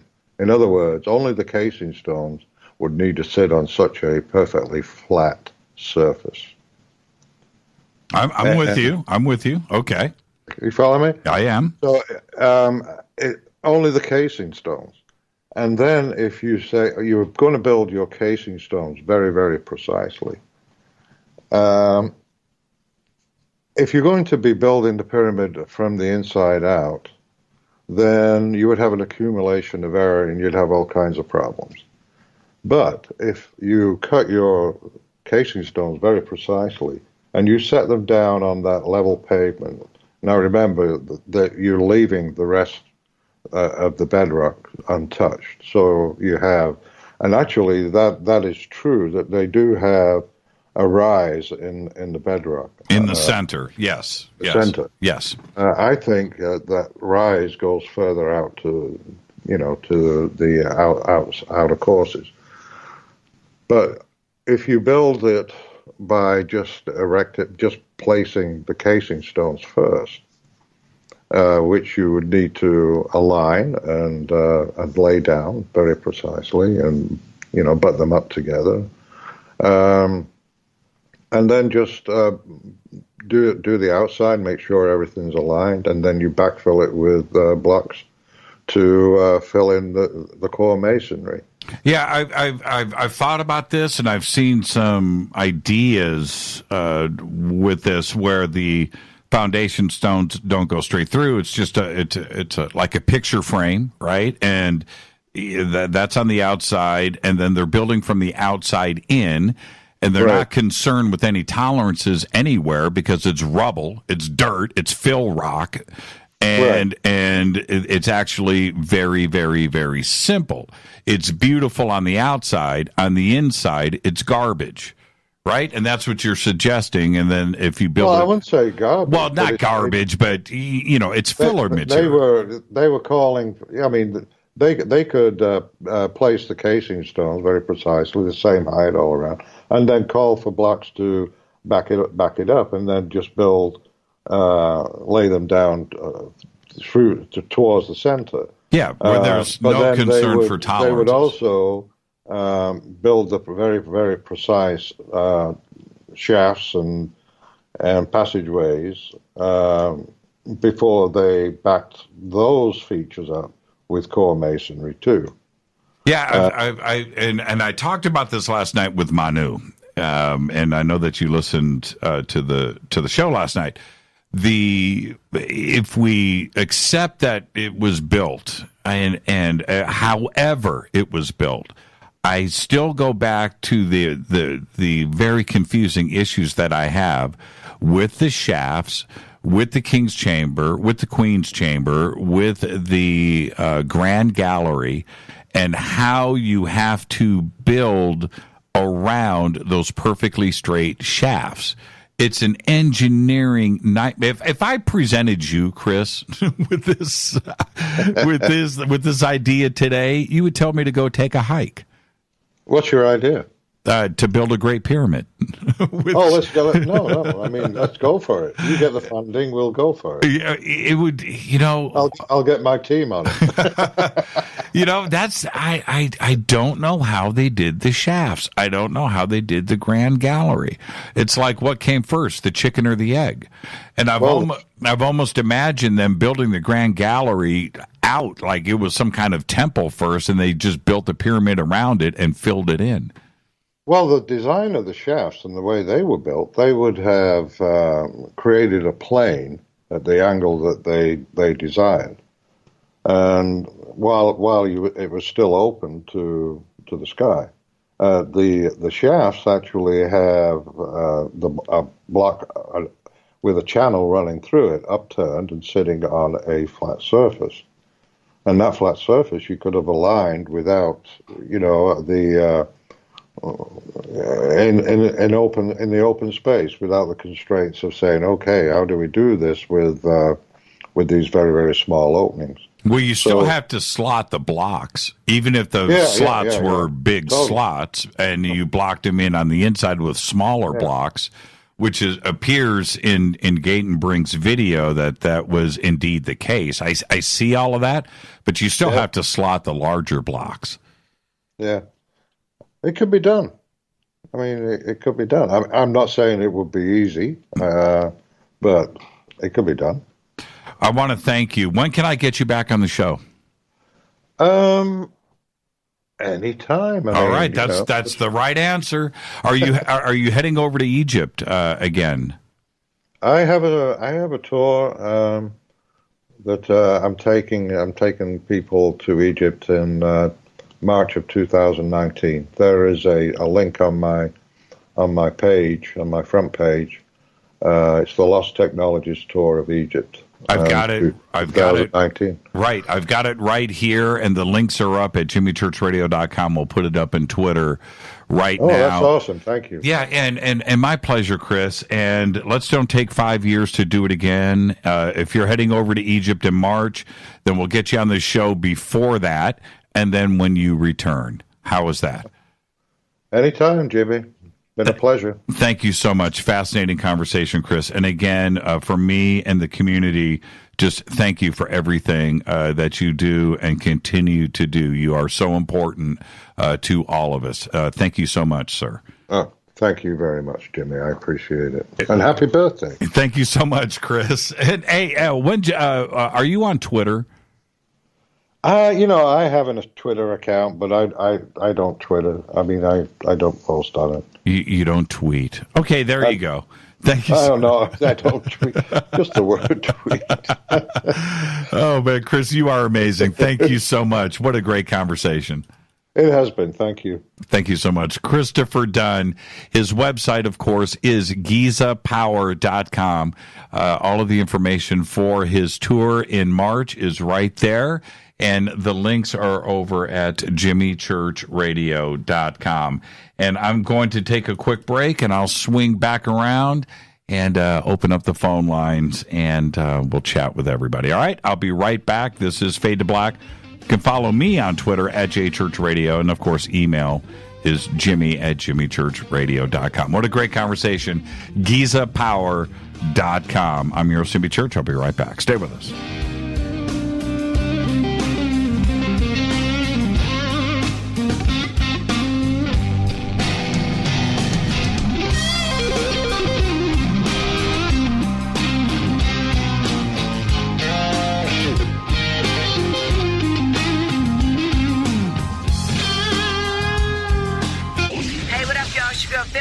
Here, and you are listening to my boy Jimmy Church on jimmychurchradio.com. Despite popular opinion, reading a book will not make you smarter, but listening to Jimmy Church will. Hurricanes, earthquakes, wildfires. This year we've experienced more than our fair share. This is Jimmy Church of Fade to Black, and last month I decided to make sure my family does not have to worry about food should we get caught in a real emergency situation. Introducing Numana, a healthy, storable product that tastes so good that you'll want to eat it every day instead of just during those times of duress. All Numana products have a 25-year shelf life, are MSG and GMO-free, no preservatives, and are made in America. With the Numana pack in your home, you'll be able to sleep at night knowing that you've protected your family. Not only have I tasted and tested, I own it. Now you can too. Just click on the Numana banner on jimmychurchradio.com and use the promo code Jimmy when you order. In addition to a discount, we'll send you an autographed Fade to Black t-shirt. Seriously, go Beckley Tappy. This is Jimmy Church of Fade to Black, and I take Life Change Tea supplements every single day. It's what I do. Click on their banner at jimmychurchradio.com. When you take the beans from Central America with dashes of Indonesian and African mixed in and then roast it to the dark side of Fade to Black, you create the ultimate brew of fringe. Introducing the Fade to Black blend from Rivermoon Coffee. Yes, Rivermoon's darkest customized roast was created for the love of Fade to Black. The alchemy of masterful roasting and smoking the beans is in every sip of this full-bodied, dark Java. I need my coffee dark, deep, with distinct bittersweet chocolate highlights, just like the bunker. Leaning further into the darkness of the roast is Fade to Black blend from Rivermoon Coffee. Just click on the banner at jimmychurchradio.com and use the promo code F2BBLEND for 15% off of your order today. Go Beckley Teppy. Hi, folks. CBD is the home run hitter for health right now. Why, you ask? Because of what it does for the body. Unfortunately, I can't tell you all about the benefit. You know, there's reasons. Do your due diligence and log on to ancientlifeoil.com. That's ancientlifeoil.com. Ancient Life Oil uses organic ingredients and is blended in coconut oil for some of the best benefits. Legal in 50 states and non-psychoactive. Log on to ancientlifeoil.com. That's ancientlifeoil.com. This is Jimmy Church of Fade to Black, and my family is safe because of Numana Emergency Food Storage. Just go to the Numana banner at jimmychurchradio.com. Promo code Jimmy10. Are you intrigued by Paranormal Talk Radio? You'll love the new Paranormal Radio app from TalkStream Live. You'll find a great selection of talk shows covering UFOs, ghosts, strange phenomena, and much more. Download the Paranormal Radio app now and start listening to the very best in paranormal talk entertainment, including the network you're listening to right now, the Paranormal Radio app, free in Google Play and the iOS App Store. Erica, Brittany, Gabby, and you're It's not a lifestyle we chose. We were born this way. KGRARadio.com.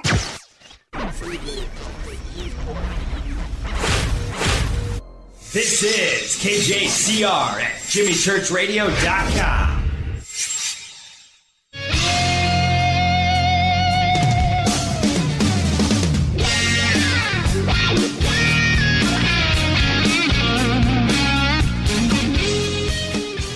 Welcome back, Fade to Black. I am your host, Jimmy Church.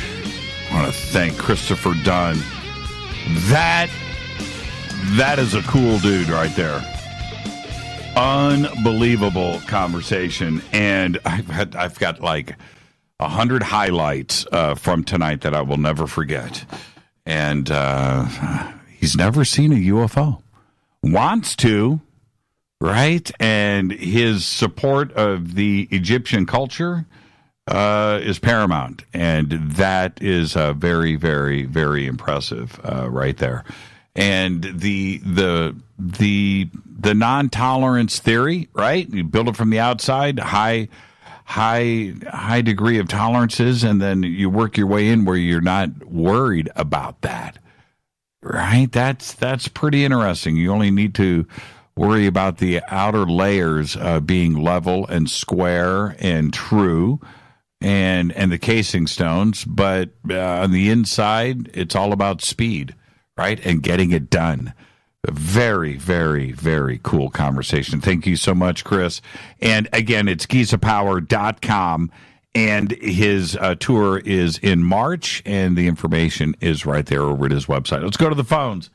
Go to area code 225. You're up first on Fade to Black. Who's calling?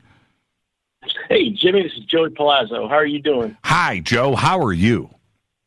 Man, I'm doing fantastic. I just hit 51 the other day, and happy 55 to you.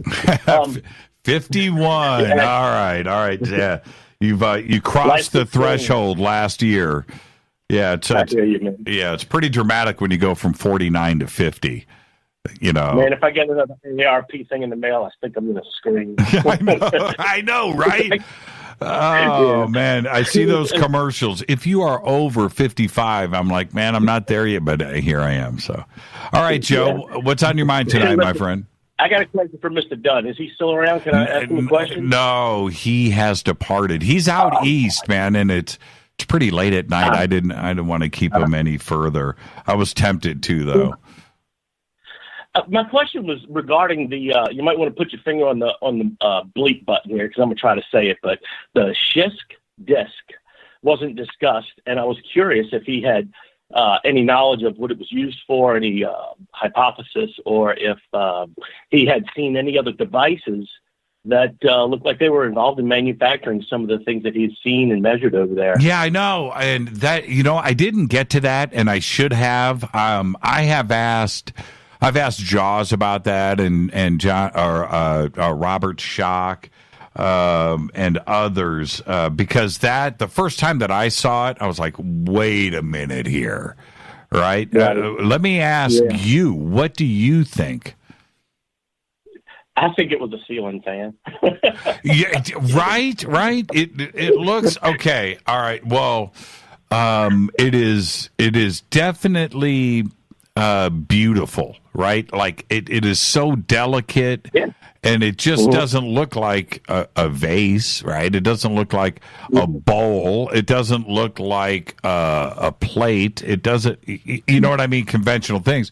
That is done on purpose to function as something, and it's too beautiful. I mean, now, okay, but let me ask you this, Joe. How was that carved? Man, that's a good question. How was that carved? It had to be cut. It was cut and bended. Bent. I'm sorry. Somehow it looks like it was cut and bent with precision, and it looks like it was spun. Meant to be spun on an axle. Right. There's a hole. There's a hole in the middle. I don't know if it was for, water propulsion or for moving air for circulation or, through some of it, because they still don't know how they got air down in some of those chambers to be able to work down that deep, So it maybe was used to pump air through, some of the chambers. Now, who knows? While it's working. Okay, this is what's crazy. I'm going to throw this out at you.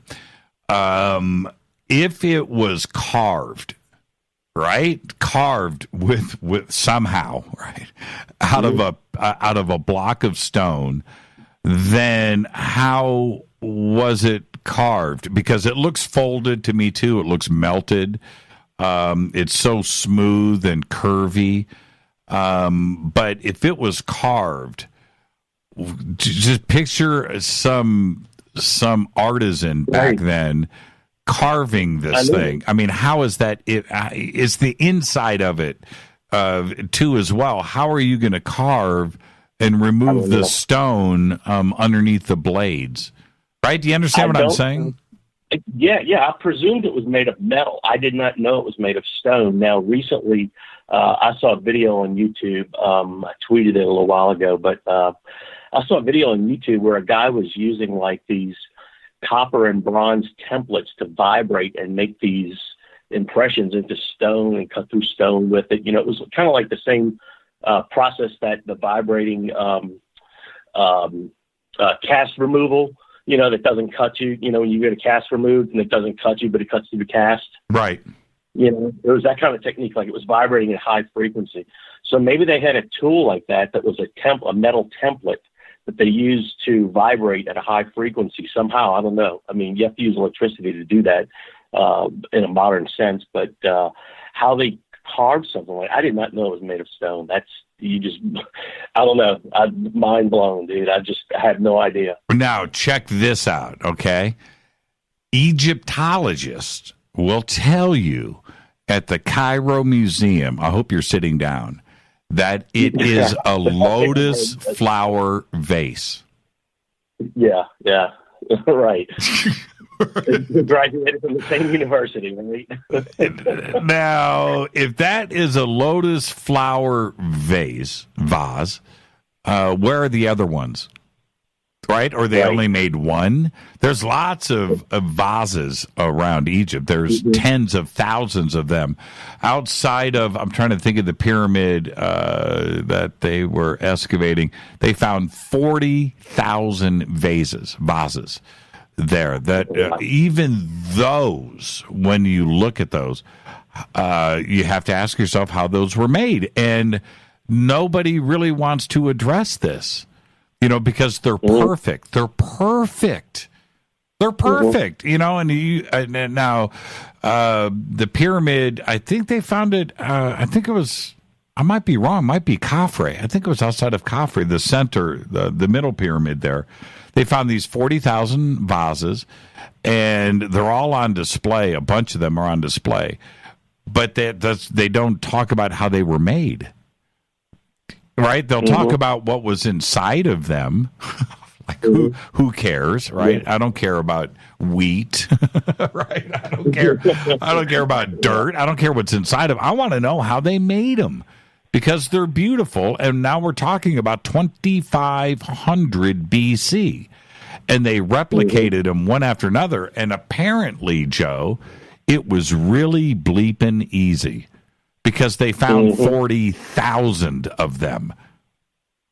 It had to be. It had to be some kind of like a production line, Which kind of brings me to my next question: is that if something like that is so popular and there's only one of them, if the pyramids were used to generate electricity or some kind of power, what devices were they powering?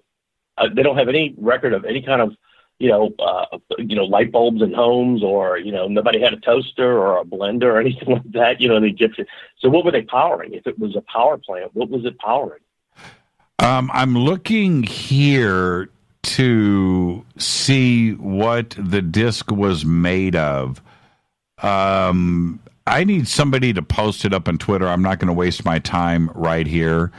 My mind says it was like black granite or diorite, which even then, diorite is as hard as diamond or just about on the hardness scale. So how would you carve this and smooth this? If this is metal, Now we're talking about a bona fide piece of machinery. I didn't know it was metal. Can somebody tell me what the disc of... I just Googled it, and I got an answer from Wikipedia. It says it's a medium-grade metamorphic rock with... No, schist is the actual material. I'm sorry. The actual schist disc. Yeah, keep your finger on that bleep button, man. I'm trying to say that slowly. No, that's okay. You can say a shit disc, But the did I just say that? I got to bleep myself. You said it's made of a stone. What was the stone? No. I was actually reading the definition of the word schist in Wikipedia. Schist is actually a stone, from what it sounds like. I may be misspeaking. I'm not a scholar or anything here, but let me see. I'm looking at here. Yeah, I'm trying to find it too. Somebody's going to post it here in Twitter. Somebody just said it's a composite. Come on, everybody. Let's go. What is it made out of? But because I remember when I first saw it years ago. Oh my God, I don't even know. I thought it was metal. But then it does look like metal. It really does. How big is it? I mean, is it? It's about a foot. It's about a foot. I've seen it in the display case. Wow. Yeah, it's about a foot in diameter. But all I can find here is that it's a delicate material requiring very tedious carving. So it must be some kind of stone or something. Let me see here if I can find this real quick. Okay, what was the second question? About the things that if the pyramids were powering, a source of power. What were they powering? What devices were they powering? We don't find, Egyptian toasters or blenders or microwave ovens or anything like that, or light bulbs even.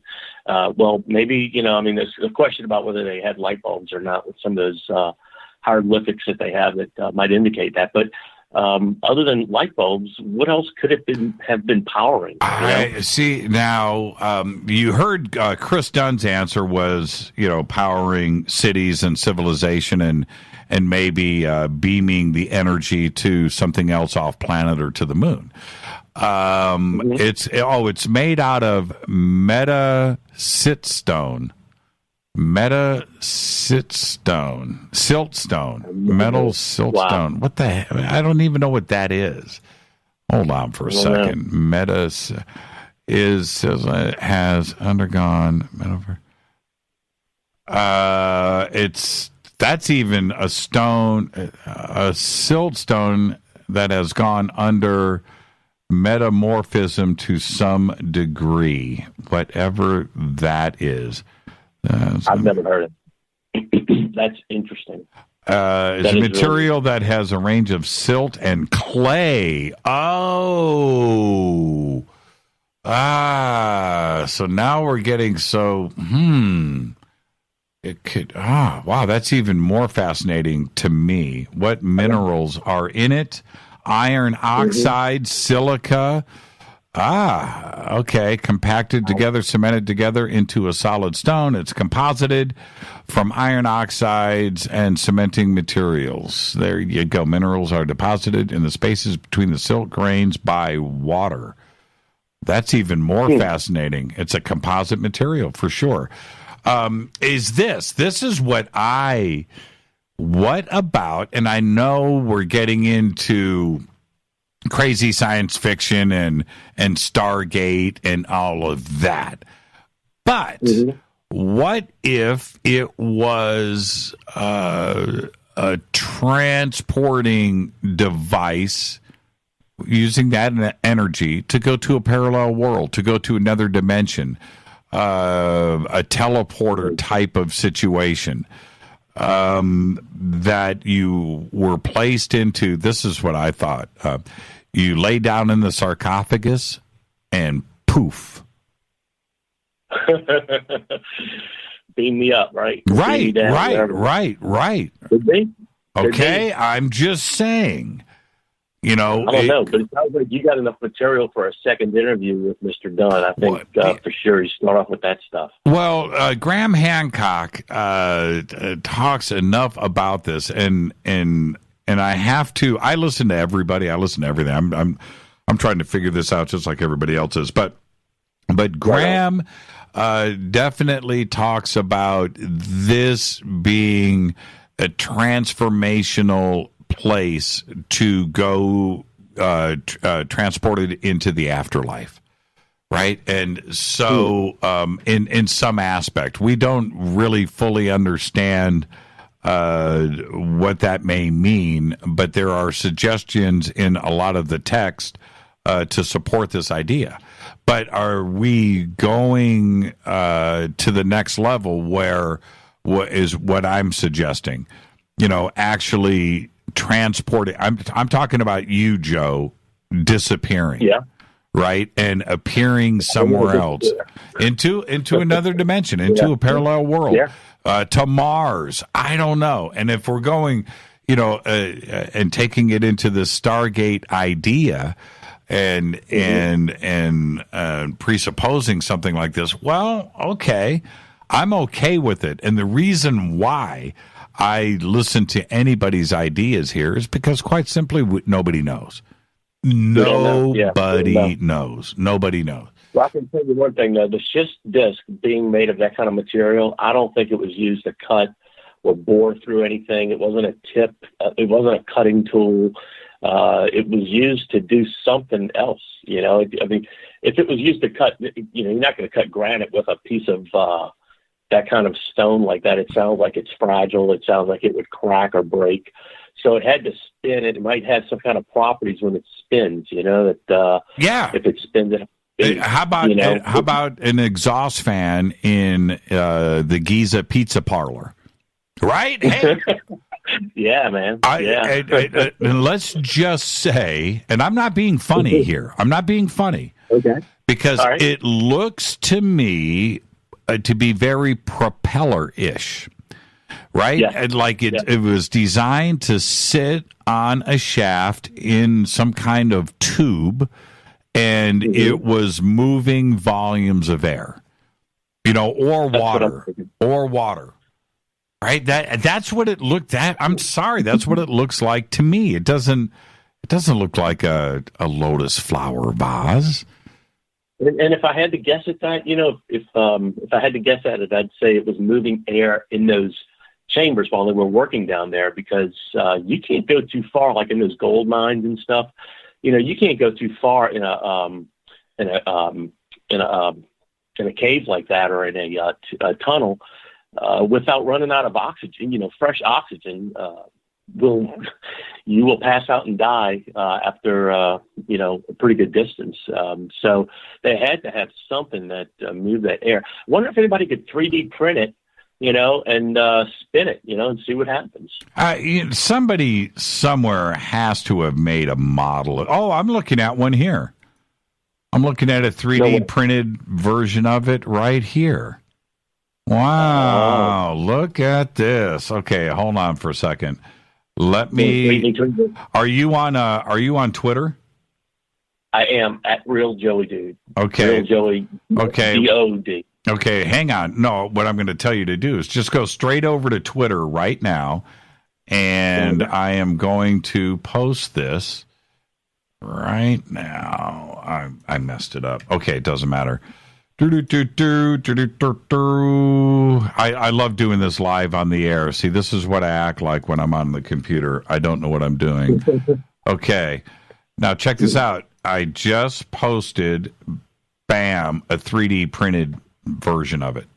Go and check it out. Hashtag F2B or go to my feed. Wow, I see it. What in the world? I know, right? Right? Could that have been, because it's not, like a fan or a propeller would have to have one edge of those blades would have to be off. It wouldn't be to cause movement, to cause movement forward or up or down or whatever, to change flow.